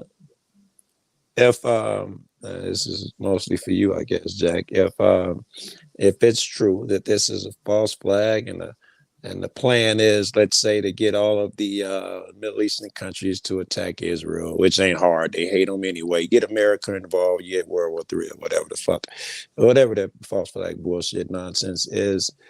What do we do? And I'm just, what do we do? I should leave it there. What do we do? Is there anything we can do is a better question. I think for the safety of the world, it's incumbent upon the American citizens. And I'm saying this because I qualify as one of these. I think I was it's talking about incumbent me, for you, the, Flo, and Sarah now. Yeah. I think for the safety of the rest of the world, it's incumbent upon American citizens to gain control of our governments. And the way that's going to come forth is when we have fellow citizens, which is who they are, these public servants in these elected or appointed positions. They are serving the will of the rule of law, supposedly, yet they're not accepting any accountability. They're not accepting responsibility. That's not really how do we do it. That's not really an action plan. It's just really pointing something out that that they do. So then what's yours? What would you suggest? You ain't What gotta would say an it with action fucking plan look visceral, like, Joe? motherfucker. Damn. What would it look like? Well, since all we do is fucking talk, apparently it's got to take that fucking route. Right, that's what we do. Apparently. I think what I see dangerous here, if it is that black versus right, Democrat versus Republican, split Israel and Palestine nonsense again, we got to help motherfuckers identify that split is nonsense, or try to stop that split. But Joe, the baby. The baby, what? That's what I was saying earlier. The greatness is happening right here, right now. This is the solution.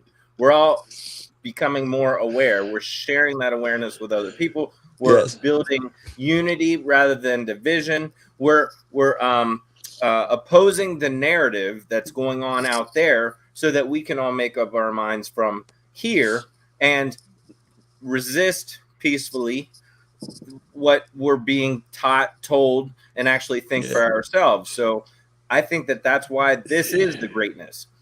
It is that people have to first know. And until things like this, these panels that are going on, until people are exposed to that, they don't know. They're watching the TV because that's all they know to do. They watch the TV and then they believe what they're told and they believe choose what they're sides. taught. CNN is going to tell you to choose this side. So and so is going to tell you to choose that side, and they're going to do that. Exactly. So we're doing it. This is it. It's at least from the ground up, and I'm sure that it could go faster. But I think that there is a great awakening happening because if you talk to the common You person, sound like Jack, baby. well, if you talk to the Well, common person, everybody no. kind of agrees. You know, like, okay, so you're black, Joe, right?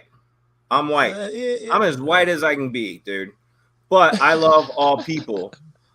And I know Yes. better. I've been exposed to, right? So I've Yes. had Yes. culture into my life is the reason that I know that you're no different than I am. You know, you may Yeah. have a different culture as far as things go, or a Yes. different, you know, way of Yes. doing certain things, but you're a person, I'm a person. And that's We where on the same what it page. comes Yeah. down to. We all have to know Yeah. that people are people, and Yes. these are the panels that spread that good word, the gospel. That's the good word.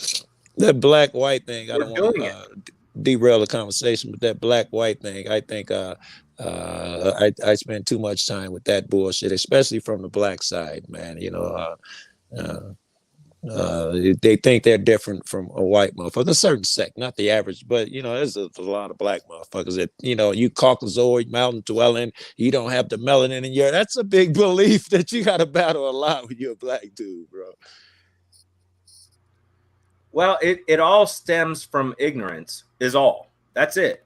Ignorance to the truth being that people are people, and that's the truth that they try to, you know, fly under the radar, because if you can divide, then you can conquer. So if Yes. we all come united and say, look, I'm not buying into all your rhetoric and your BS, then that's why I love the cop watch thing, because they're educating cops. It's, you know, there's a way to do it. I think that some people can do it better, some people not as much, but they're educating cops so that the cops at some point, you know, the cops are the enforcers, right? As far as things go. So Yes. if the cops understand and they actually start to get it, then the captain gets it, and then the mayor gets it. And then we You've work our helped way up so from the many bottom. people, yes, from being on the streets, making a dumbass YouTube video and videos. You make so much difference you'll never fucking realize. Yeah, you were muted that whole time, but yeah. I know. I wasn't trying to talk over you, but I'm agreeing No, with you you good. so that Yes, you know. yes. And this is why I respect what you're doing, Jack. This is why I'm getting at saying this is the greatness happening here right now. This is the greatness happening. It's not later on down the road. It's not when you talk to some guy at the top, because those guys at the top are all controlled. They're all controlled. They didn't get to that position without having to compromise their morals and their values. They didn't get there. They wouldn't get there because they wouldn't put them in. They're installed. It's So logical. it takes us from the bottom up to say, no, thank you. I'm not going to. But it's like, you know, spread the word far and wide. I mean, that's You all was we can do. you left your What panel. You if? was talking about how Jack says this is the great awakening shit, and he's correct. No, go ahead, Jack. Well, I want to throw a hypothetical, not to be rude, but what if you're wrong? What if you're lying to yourself by telling yourself this is enough, this is good enough? I think we can do and maybe ought to be doing a lot more. But, you know, I'm grateful I to like be it. as I'm I not saying am. that you're wrong, bro. I'm not. Yeah, I I'm just like pointing it. out that what you are doing here, right now, with this limited, small little audience, you don't know what that's going to turn into in another year. Somebody might see one broadcast and change their whole thing, and it's just one person. It's all Me, one How many person. people me, are, how motherfucker. many If I people don't might run die into in a you year? guys, you guys help me tremendously, bro. Right, this whole philosophy, I have not been studying this shit since I was young, and all of this shit. Many of the concepts on every fucking panel is the first time I'm throwing them around in my head, or the first time I've heard them articulated. Well, I can grab a hold on them. You know, thank you guys endlessly for that. Thank you, Joe.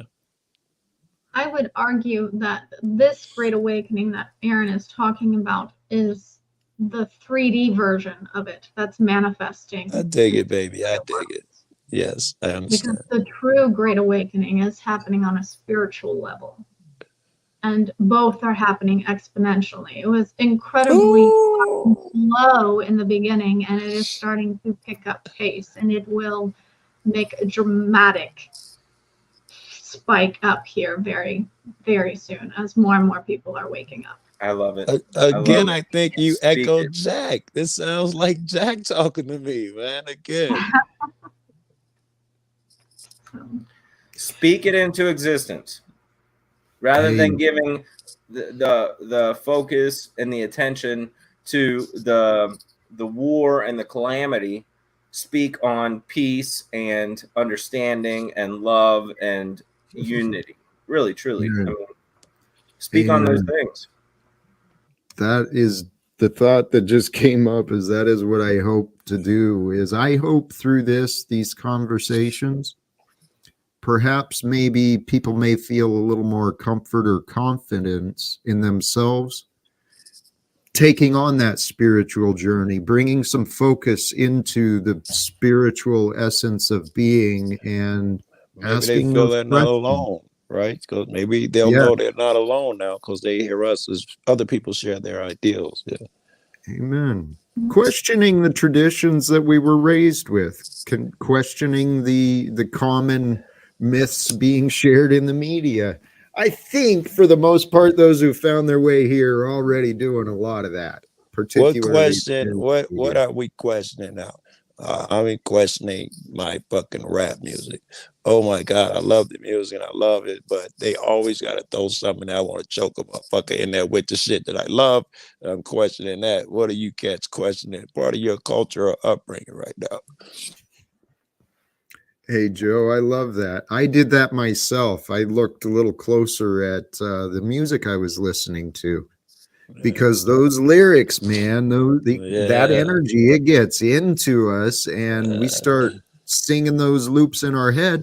And a lot of those songs are about, worldly possessions and, glorification. Killing and fucking and drugs. And Yes, and the shit I listen Life to is certainly. good. I feel good. Good things are always happening to me. Right. There is some I was a value. weird kid though. I listened to like Celine Dion love songs as a child. So Oh, views. I wish you were a dude so I could call you gay. You're a chick, so I can't call you gay.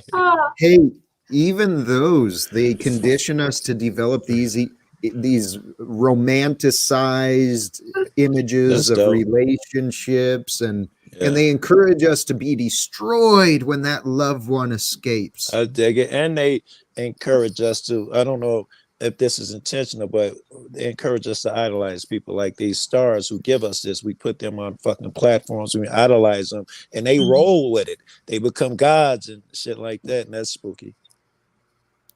That's why it's important to guard your brain, because I watch movies all the time, right? Pretty much like every day I'll watch a movie. I mean, when I'm with my girlfriend, that's what we do. We'll lay in bed, smoke cigarettes, drink, watch a movie, and then go to bed. And as I have become more aware, I see the messages that are being subliminally put through, and I've seen it for some time now, but even when I'm watching a movie, I'll miss half the movie because I'm watching what they're trying to present I'm pulled to people out of the movie from shit that I love movies. I love them, and I love the cinematography and the music and the cuts and the editing and the directing. I mean, I'll watch the whole thing, but I also watch the message, and I have to sit there and say delete, delete, delete. I'm not, that's right. not. You watching Sinbad or something and find out it's a capitalist ploy to, it fucks up the whole fucking It's so easy to show people that this is the norm when just by a movie. And it's like so submersive. It's so subliminal. It's so it's so low down that people don't even realize it, that they're getting this and they're accepting it right now. And that's could by just design, be like, correct? Absolutely, it's so it is. Absolutely, and that's why it's huge to have the awareness. But then it's a practice, dude. I've been studying this stuff for 20 almost 30 years now, and I'm still caught up in it because I am in the world. But I also, that's why I said the mental battle, and try to say only those things that you want. They'll like, somebody will laugh about something and people accept that that's just the way it is. You know, they'll dick on somebody for something, and then it's a joke, and people laugh. Like me, I'll laugh, but I also know that they're really, literally putting a message out there that, you know, dick on your other friends and neighbors, dick on them, you know, knock them down. That shit's funny. This shit Right? irks me lately. I'm sorry if you hadn't completed. Oh, this shit irks me lately. People saying that's just how I am. Right? You know, somebody said a second ago, you're questioning your upbringing, blah, blah. Somebody had started off in that direction. And that's pretty much, if it was this panel, I'll fucking, yes, a lot of people, you were taught something shitty as a kid, and, you know, hey, that's just how I am. That shit fucking sucks. I got a buddy who catches a lot of smoke because he thought he could say the hard ER. I was just raised that way. He thought it would fly on the internet and everybody would accept him, and it didn't work out that way. Well, I want to offer a caution, Aaron. You say you watch a movie every night. Have you found a comfort prison? A prison comfort zone? Have you found a comfort zone that's keeping you stagnant? Probably comfort so. prison. I wonder where you're going with that. All right. I appreciate your feedback, and probably so. Oh no, let me in. Wait. This is my intro. Fuck, I'm about to call for smoking weed. But this is perfect. Did you see how he took that fucking criticism, Jack? Learned something. He said, "Thank you, I appreciate your shit." He didn't sometime motherfucker criticize you could have pulled. I'm sorry, I ain't trying to ruin the moment, but you could pull a hey, whoa. He that was very, very good the way he just did that shit. It's to be admired. Well, it's something I think well, I was guilty of it myself. I've talked about that part of my story quite a bit. I was in a comfort hell. It was a comfortable hell. You know, I had enough reasons to be grateful, but at the same time, I was miserable because I wasn't learning. I wasn't growing. I was repeating the same life over and over again, just day after day. It was torment. And then I remembered, holy shit, I don't have to sit in a classroom to learn.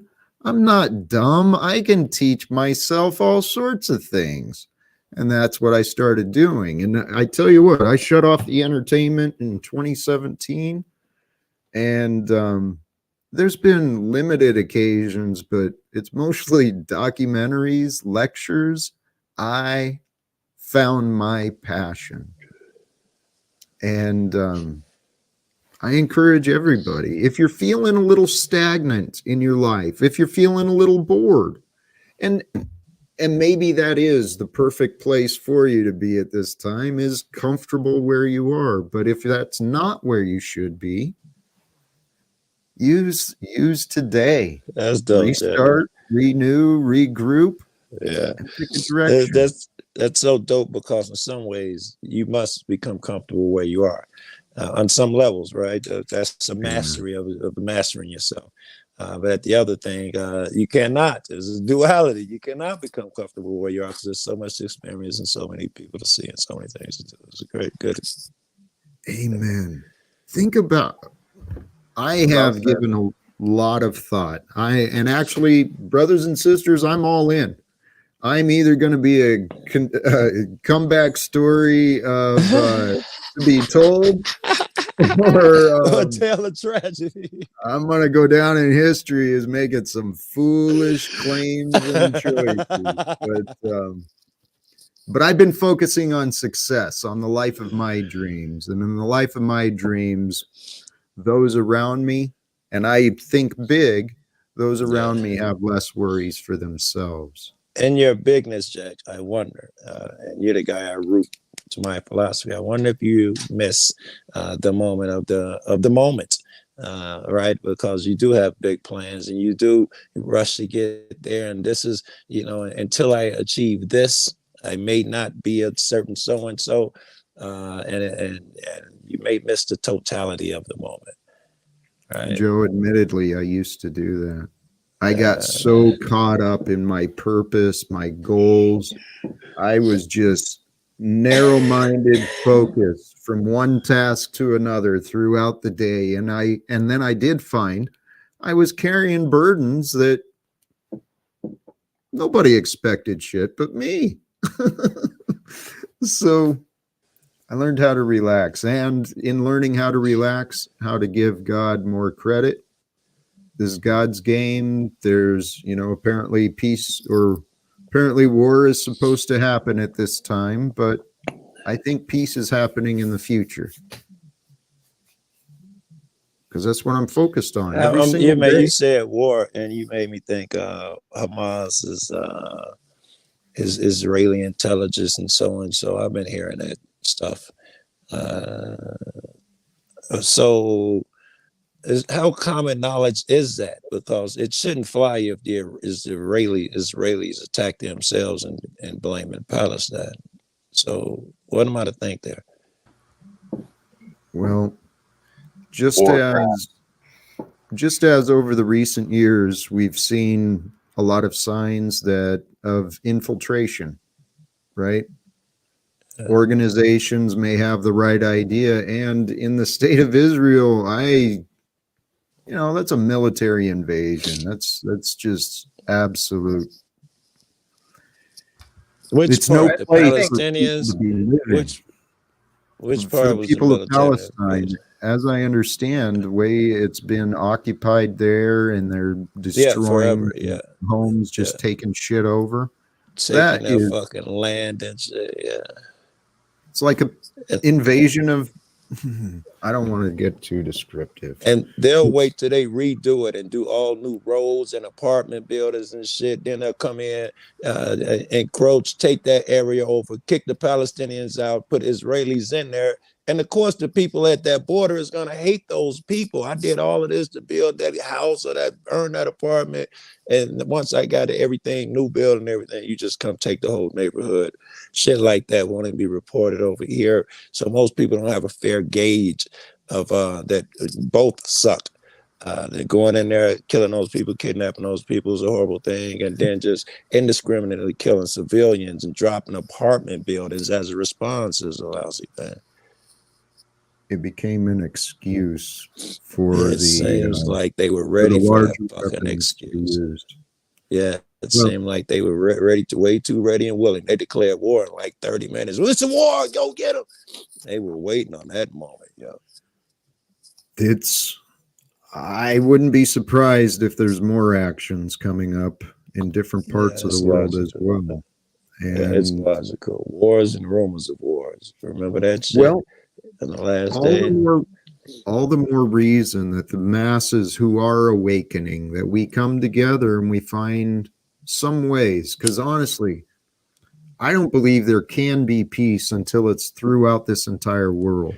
That means every oppressive government, every oppressive state must be dealt with.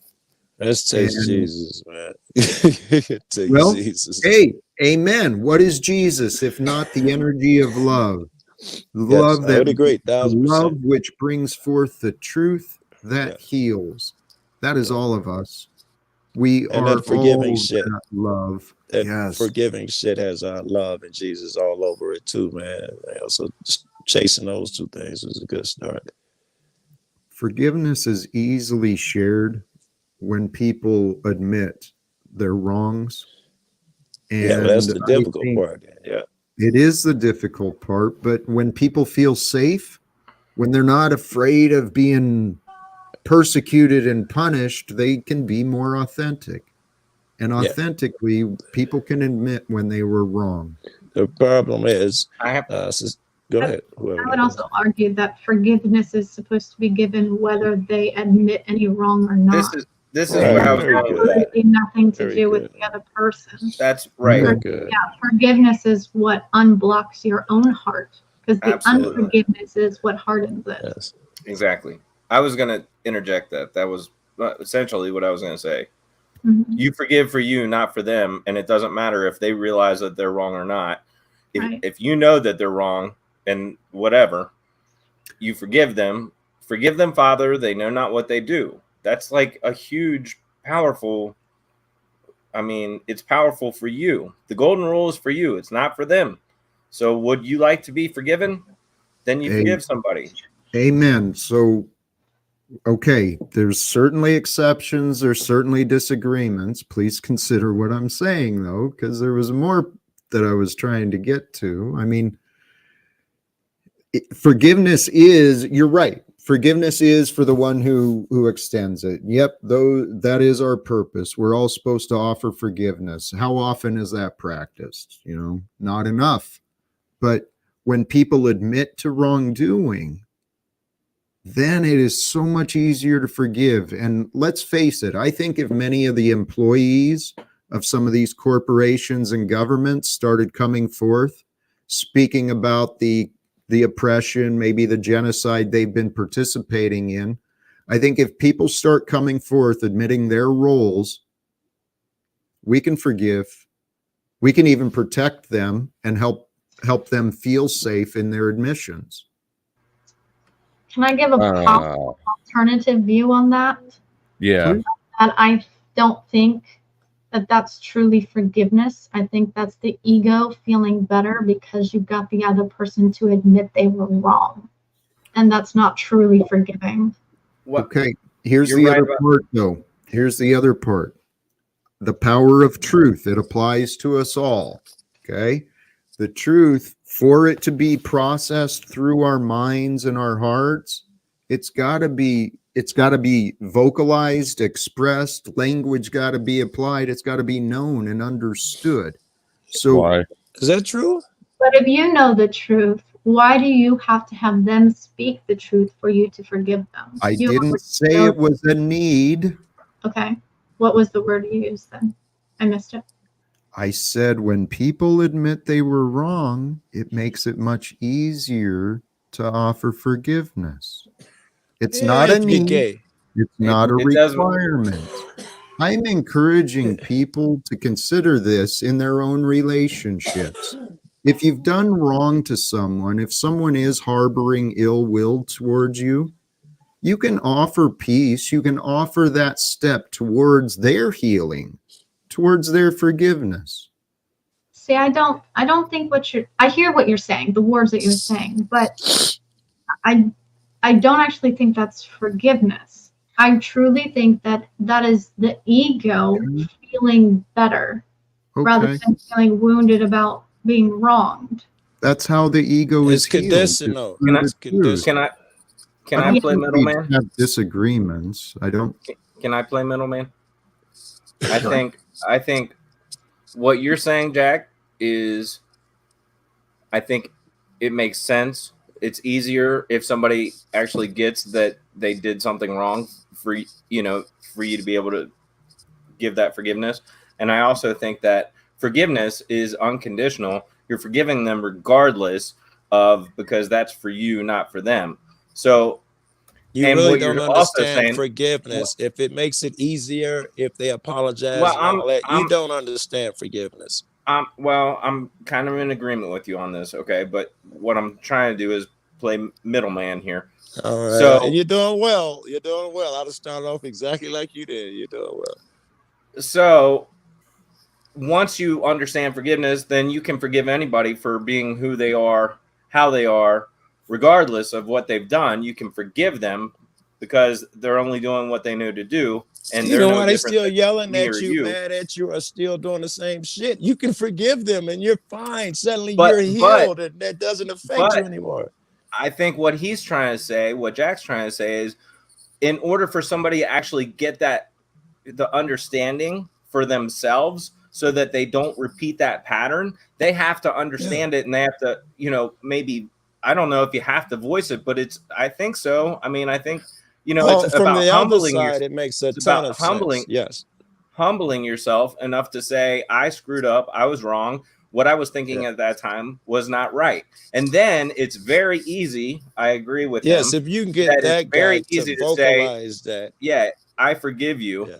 But I think when you go beyond that and you actually get to what the root of forgiveness is for yourself, rather than for the other person, because it's not for them, it's for you. So you're not sitting there holding on to resentment, because what you think, what you believe, what you're repeating in your head is what you're giving away, and you're getting that back somehow, some way. So if you can alleviate that and look at people in love, regardless of what they are, how they are, then you're going to be getting that love back.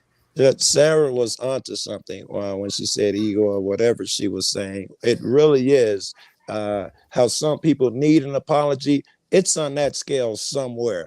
You need that, and you have it now. Suddenly, it's easier because you needed that shit. The ego got stripped, so they're no longer holding a grudge. It's not forgiveness; they're releasing a grudge. Christ told us if your adversary has something against you and you don't go and be reconciled with you, so they do need to come and apologize. Wait, Christ told you what? He said if your adversary has, if you know your adversary has something against you, to go and be reconciled with him as quick as you can. Yeah. And since we're quoting Jesus, I mean, wait, hold on. That's not what we were talking about. We were talking about forgiveness. Yeah, what forgiveness, whether you need that apology. I can go and forgive and reconcile with them. That is not contrary to what we were talking about, as you seem to make it seem. No, we're saying, well, I should be able to forgive without an apology. Without the apology, you're withholding. It's a withholding. You're actually doing Who's another withholding? wrong. I'm withholding if I forgive a person who did something and I forgave them and I didn't get that apology from them. I'm doing wrong somehow. That's still them. That's on them. Right. Yes, that's not what we were talking about. You were not listening. I think you wanted to fucking fight or something. No, I was listening. All right. And the problem with forgiveness is here in the West, we think forgiveness means acquittal, and it doesn't. Moses said God is quick to forgive, but he by no means acquits. So what does the word forgive mean if it doesn't mean acquittal? Forgive means to carry in Hebrew. It doesn't mean to acquit. So we keep saying forgive, and we're mixing it up with acquit. And I think you're saying the same thing we were talking about. But true forgiveness doesn't require acquittal. I think you're rephrasing what we were saying. I think. I'm not sure. Sometimes we get so hung up on semantics, but I think what John is saying, sometimes what I've seen, and actually I've seen it in the Christian community, the idea of I'm not supposed to judge. And so we just overlook people's really dumb, harmful, sinful behaviors. Christians are the most judgmental fucks I've ever seen. Except when it comes to themselves. Oh, overlook our own shit. They enable each other because they go to the same church. And I'm not saying that it applies. I hear where you're going, though. They overlook their buddies' shit. Honestly, it's the American way. We enable and we make excuses because nobody's perfect. So this is the lesser of two evils. So I'm going to dedicate my vote to that one. And the next thing you know, we got idiots. It's the thin blue line, is what it is. It's what? The thin blue line. Thin blue line. No, if you're part of the organization, then you can be, you can do whatever and be okay. But if you're not, it's tribalism. Well, right. But the point is, if you understand yourself and you get to that point and you can learn to forgive yourself for being who you are, then it's very easy to forgive other people for being who they are, because you know that you've been that dumb fuck, that same dumb fuck. You've stolen, you've lied, you've been resentful, you've held, contemplation in your heart. You've done all these things. And when you realize that they're no different than you, then it's much easier to say, forgive them, Father. They know not what they do. I was fortunate enough to have learned these certain things, or, come across this in my past so far. At some point, hopefully they do too for themselves. And I believe that everybody will come to that point. I do believe that. But in their journey right here, right now, you know, that's where they are. And I've already been that. So it makes it really easy to not give. When I say I don't care, it's not because I don't care. It's because I don't give a shit what somebody else has to think or say, because I Very, very know that good. they're coming from their experience now. I think I was going to follow up with exactly what you just ended up with.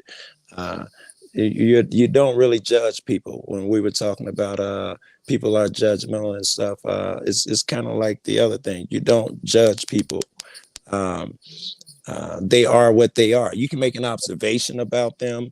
If you think they're going down a dangerous path, you can give them advice. But you're not judging them, and you don't give them a harsh hand and beat them or something like that. Now you're out of line.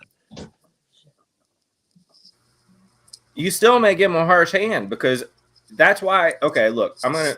With Paul in the room. This is what I can observe about what he does. Okay, and this is part of the reason I appreciate him, and part of the reason why a lot of people don't, is because he says harsh truths to people that will resonate with them for days, hours, months, years, to the point where he's affecting change with that communication.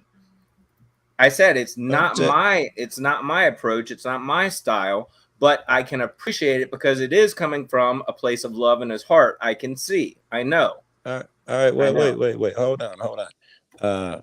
I'm gonna restate the harsh hand shit. If you're just stating the truth, that's one thing. But let's say the truth is, to me, I thought your shortcoming was that you're addicted to alcohol. And then everywhere you go, I gotta chase you and interrupt your shit to talk about how you're addicted to alcohol and make shows about how you every fucking day. Now, I'm not being just helping you to, wanted to get you to know the truth. Now I'm in harsh hand territory. I think I've overstepped my bounds. I can offer my advice. I can offer an influence by doing that thing that you're talking about, where you tell a motherfucker, you need to learn or whatever, scold them like a child. But I can't fucking anything else. You can start repeating the shit as harassment and abuse, in my fucking opinion. You did what you had to do. You said what you had to say. Who are you gonna make them change if you keep fucking beating the motherfucker? Well, I'm gonna say okay, yes, and I also believe that everybody's playing their part. So, I said, if nobody has power over me with their words, nobody. I mean, I might consider them. I will consider them, and I'll think about what they have to say, and I understand they're coming from their standpoint, so they're doing what they know to do, and that's it. So, and if it doesn't make sense to me, Aaron. Yes, sir. I'm interrupting you. Please. I don't understand what your point is. I mean,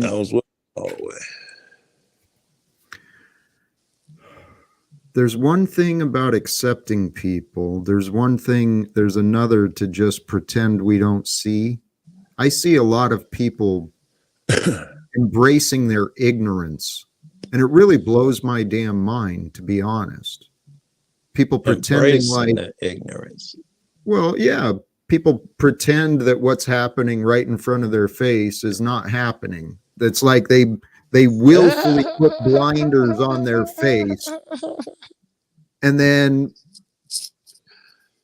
I've literally experienced this firsthand, guys, where my explanation is just ignored. It's like it's unheard. And total different accusation is brought forth. You guys have witnessed some. I don't know what anyone else has or has not noticed, but guys, have you noticed it happens to us? As you notice, it happens to us too. All the same shit. We get people say crazy shit that we think are mischaracterizations of us, and same shit happens to us. Right? You don't think you're alone in that. True. So how do we help each other? How do we help each other? Put an end to some of this nonsense that's been going on around. I'd really like to find an actual solution rather than just the obvious suggested method of stick your head in the sand, Jack, and pretend like it doesn't exist. Just move on and pretend like Paul's not real. I'd like to. Whoa, but whoa. How do we help each other? Went to how do we help Jack really fast? hey, all right. How can I Just help saying. you, Joe? Who would you like some support? Why you gotta with? do it with anger? Fuck is you mad about? I'm Remember I'm how not you kept angry. the I'm trip ready. so swell? To what you said, Uh-huh. you were talking in general Yes. about people having blind spots. Yeah. And everyone has a blind spot. So what looks obvious to most of the people will be completely blind to a few people. But what will be completely oblivious to the few over here will be completely obvious here. Like everyone has pieces of the whole picture. So the only way we can actually all be on the same page is to take ourselves out of our perspective and view from theirs, and then theirs, and theirs, and get the whole fucking picture. So we no longer have blind spots. It's logical. Very true. There's a story that people tell. I know I tell it, but I've heard other people tell the same thing. You go into, or their version of it. You go into a dark room and there's a statue of an elephant, and one guy enters from one side and he's yelling at you, "Hey, this thing is pointy and hard," and you're saying, "No, it's round and flat," because you're rubbing the ass. It's the same fucking statue, but you have different perspectives, and unless you put those together, you're never gonna come to a realization. Exactly. And the solution is what you're doing, Jack. Keep doing what you're doing, Jack. Keep doing what you're doing. The solution is now you're doing it. Yes. The conversation is the solution. It's Yes. the people. It's the people that are, tuning in. Also, not only just the people that are tuning in, but also the people on the panel, because each and every person is getting something from what's going on here. So keep doing what you're doing as long as you're doing it in good faith. And the money shouldn't matter, in my own opinion. The money doesn't matter. It's a matter of getting that message out, sharing that by way of your own inspiration. You wouldn't be doing it otherwise, but by God, in my opinion, this is what I call God, whatever. And I'm not a religious thing, but I know that there is some force out there that things happen outside of my conscious control. That to me is God. This connection of all of us being on the panel at the same time, that's God. The people that are in the audience, even if they're saying shit that, is not, quote, in favor of my opinion, that's still God. They're still getting the conversation. Now, I was just going to say, at that moment, that was part of God's plan. And all of it came into play in a way, even if I don't grasp it. Even if, like somebody was alluding to, if Paul's yelling at fucking Jack a little bit harshly too much, perhaps it's time for that. Perhaps that was what was needed, and I didn't see, and he was missing type of shit. That's the point. I'm confident anything. His actions were wrong, inappropriate, unprovoked, and yet deliberate. So, yep. So, I look forward to the future where people care about what is right. And future. Okay. Well, is it You're here? missing the now, baby. It is only the now. Is it here or no? It's only the now. Yeah. If it's here, if you say it's here, I recognize a lot of it here. You tell me if it's here. I don't mean to overlook. I guess I just have. What's that? I was going to say, I think one hurdle is getting everyone to agree as to what is right. Massive hurdle sounds like. I can't even agree to convince people to agree to be here, right? I mean, a lot of the people come on the panel and they're just like off somewhere else. Hey, Sarah. What do you think is right? Hi, Jackie. What do you think is right? Did you just take a jab at me? Is that a gay joke? It was not a gay joke. Right? I'm, No. I'm Oh, joking. No, it never was a mind. real question. It was a real question. She What said was it? it's trying to come up, like the hurdle is to try to get to figure out for everybody what is right. And so that's why I was asking, what do you think is right? Right. I have a theory on it, and it's Yeah. repetitive, That's- Jack, but it's the golden rule. That's what's right. Anything outside of that is not. Yep. What about the platinum rule? Well, it's That's a I gay mean joke. they're pretty similar. That's not a gay Yeah. joke. So what do you think is right, Sarah? Oh, you're asking me. I thought you were asking Jack. No, you. It's pretty much what you're saying. It's the golden rule. It's allowing everyone to live their life so long as they aren't harming others, which means that their lifestyle may be very differently from yours. And from your perspective, it may look wrong because it's not right according to your lifestyle. But you accept them to live their life according to how they choose, so long as they're not causing harm to anyone else. They can cause harm to themselves. Oh, that's brilliant. That's brilliant, right? The way they got us with the bug flu that went around is the way they got past our philosophy is they said it's doing harm. So it's okay to beat up on those guys because they're harming people just by their existence and not getting the so and so. Well, that's not the golden rule. Whoever implemented that was not living by the golden rule, and they will have to deal with the consequences of that eventually. I know because I've done this. I know I've lived it. I've experienced it. I've done the things that are not right. I still don't completely live by the golden rule, but I do mostly, and my consequences are very nominal. They're very low. Yes, I understand. The more that you can live by it, the more that you will not have any consequences outside of you goodness. certainly your day goes much fucking better. It changes the way you could be in the same spot and have the same day, watch the same football game, smoke the same cigars and shit. But it'll be much different when you live by that rules, like you're a free man or something. As weight lifted off of you, and the other guy, has to worry and think about other shit. I guess torture, hell. Yeah, torture and hell are in your mind right here, right now. And when you're causing havoc to somebody else, or you're thinking bad things about other people, you're contemplating that in your own mind.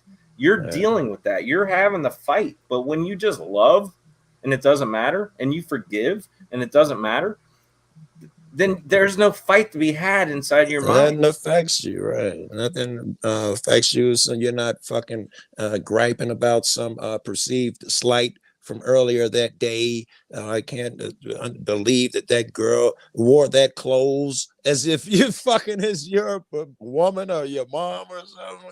You don't have to go through the burden of that. I can't believe he cut me off. Fuck, do you care? It's a beautiful day.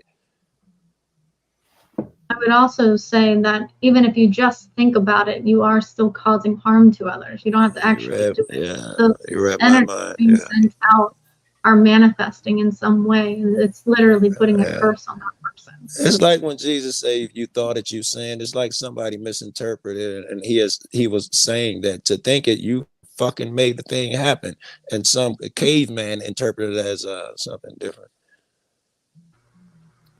That's really true.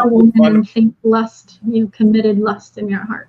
Yeah, right. And it seems like he is saying you put that frequency out there, you created it in this world, you actually produce it, you are a creator because you're part of God type shit, and someone caveman narrowed it down to a slogan that meant something a little different. Mm-hmm. I agree with you, Sarah. Even to think those things. That's why it's a practice. You have to freaking practice because you've been conditioned your whole life. I'll speak for me. I've been conditioned my whole life to certain things. And so when I think, and I'm just pretty good at it at this point, but I don't think bad things about people. I might think that guy's a jackass. Might think that guy's a fag. I might think, and I mean it And I don't mean it in the gay way. I'm just like dildo, okay? Fag and dildo are interchangeable for me. I just Hey, say, you know what, Aaron? I don't appreciate those, and I'm real sick of hearing them. Okay. I know that you love to say those don't be a words. You like fag, to talk Jack. about them all the time, Aaron, and you do like to talk. God bless you, man. I appreciate it. I don't appreciate the offensive terms that are unnecessarily used, which we know I are didn't call anybody. They're right. I didn't say I it. think. I was Aaron, using it as an example I to know. understand. So I know. why would that be a problem? Well, Aaron, the problem you may not notice is mine. I found a problem in that all of these topics of acceptance and, you know, your patterns of, I don't know what the benefit is for. I know you said we're planting seeds today, but I heard a lot of talk of just taking things for how they are. And we're here to grow. Hey, you know what? Maybe it's just me and the timing, 2.5 hours. Maybe I'm maybe I should, I don't know what's right for me. Topic, restart, renew, and regroup. I do feel like wrapping up, but All right. Okay, It's Jack. been swell. I would say that our job is to grow ourselves, and it is not our job to make other people grow. sure. I don't disagree. Fabulous. Okay. Now, if they want help, you can offer help. If they don't want help, then you are causing harm. And now you're causing harm by breaking a boundary. Yeah, that is true.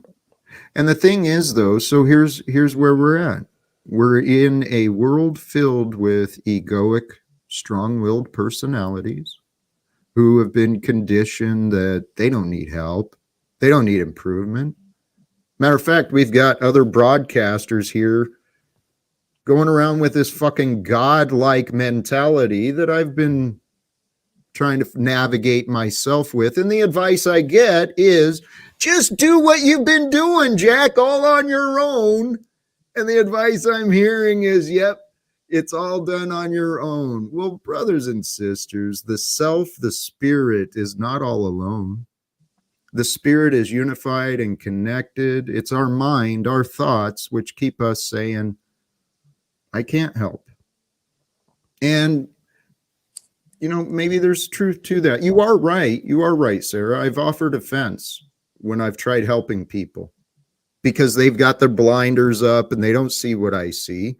And so I've offered help seeing that if they saw, I know they wouldn't be as hurtful and destructive and as cruel as they've been.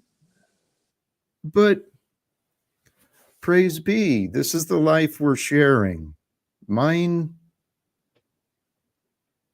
I'm nothing special, but there's something unique going on here, guys. We're all a part of it. There's something happening here. We are a part of it, but you can only control yourself. And divine intervention is real. So those people that you can't help and don't want help, the universe will slap them right in the fucking face with a reality check all on its own. You don't have to do it. And they will be brought down when it is time for them to be humbled. I look forward to that day. I truly look forward to when someone finds a way to communicate with this egoic asshat, Paul Unslaved, and convinces him to recognize the benefit to be found in humility, in honesty. But hey, Regina, God bless you. Thank you. Hey, Sarah. Yeah. May I offer my experience to you. I'm okay with that. I do know Jack's wanting to wrap things up. Yeah, I'll be quick. You can actually control other people You can. by way of your internal representation of that person. If you see somebody being a certain kind of way, regardless of what they're showing right here, right now, I've seen it happen where those people bend to be actually the way that you saw them. If you say people are assholes, people are assholes, people are assholes, you're going to receive that. But if you say people are good, people are good, people are good, so that is an effect on other people in your experience. I just wanted to offer you that. That's all. Mm-hmm. I agree. Thank you guys for joining. And you know what? I recognize Sarah and Flo, you guys especially, because you guys have been here for a while. Supportive, encouraging, right? Participating. I appreciate your patience. Okay. I don't want people to feel like they're walking on eggshells. I know that I have been improving in my communication. And eventually we'll get past the disagreements. But in the meantime, I want to thank you guys. Okay. I don't want it to be overlooked. Absolutely. And I don't go ahead. I don't really ever walk on eggshells. When I get kicked out, I know I'm about to get kicked out. Like it's not complicated to figure out where the landmines are. So I'm fine. And we'll get past the disagreements once you start respecting private property. Oh my God.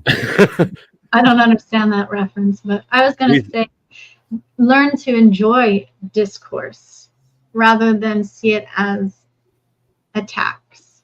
See it as opening the mind to a new perspective. Thank you. Thank you. You're right. And what I know it's my own egoic patterns. Even if it's crazy, I have the belief that I can be a part of reform, of change, of something greater. And the frustration that I failed to communicate for so long, I'm growing and improving, and praise God, there's something about timing. And please, serious brothers and sisters, actually, I'll do my final words. Flo, you doing anything to promote for later? I guess I hadn't really decided yet. I did try to offer Tommy and Sarah a place to have the conversation about the rich man in heaven. Tommy is not interested in it. So, nothing's planned right now. Well, stay tuned. I'm going to toss you guys out. Flo, thank you very much. Hi, everyone. Sarah, God bless you, and thank you. Aaron, God bless you. Thank you. Life is good. I feel good. And good things, they truly are coming forth for all of us. And I believe that we are this one force, this one form of life that is here at this time. Yeah, there was generations before us. There's a lot of ancestors. Those people overcame famines and floods and plagues and disease and wars. And brothers and sisters, who you are, who I am, we are the strongest of the strong who have survived until now. How do we want the future generations to see us? I think, honestly, I don't know how much choice we do or do not actually have, but there is a force that is bringing forth at this time here on earth opportunities for change, opportunities for support, opportunities for miracles to be shared. And those blessings, the blessings that come forth here on this world in the lives of each other, most often they're delivered by messengers like you and like me. And so today, brothers and sisters, I hope those who shared their time on the panel, in the chat, or even just viewing at a later time or now, I hope you receive some messages, maybe meant for you. Maybe some confirmation or synchronicity in your life to remind you that it's okay to be you. So give yourself permission. Seriously, I encourage you, find time, get up early if you have to, do whatever you got to do to shift your plans around, and find time, develop the practice to start loving you, building your love within. You deserve it. Who's going to judge you otherwise, right? So restart, renew, regroup today for a better future for you, for us all. And until next time, brothers and sisters, thank you again. Peace for everyone, and live without fear.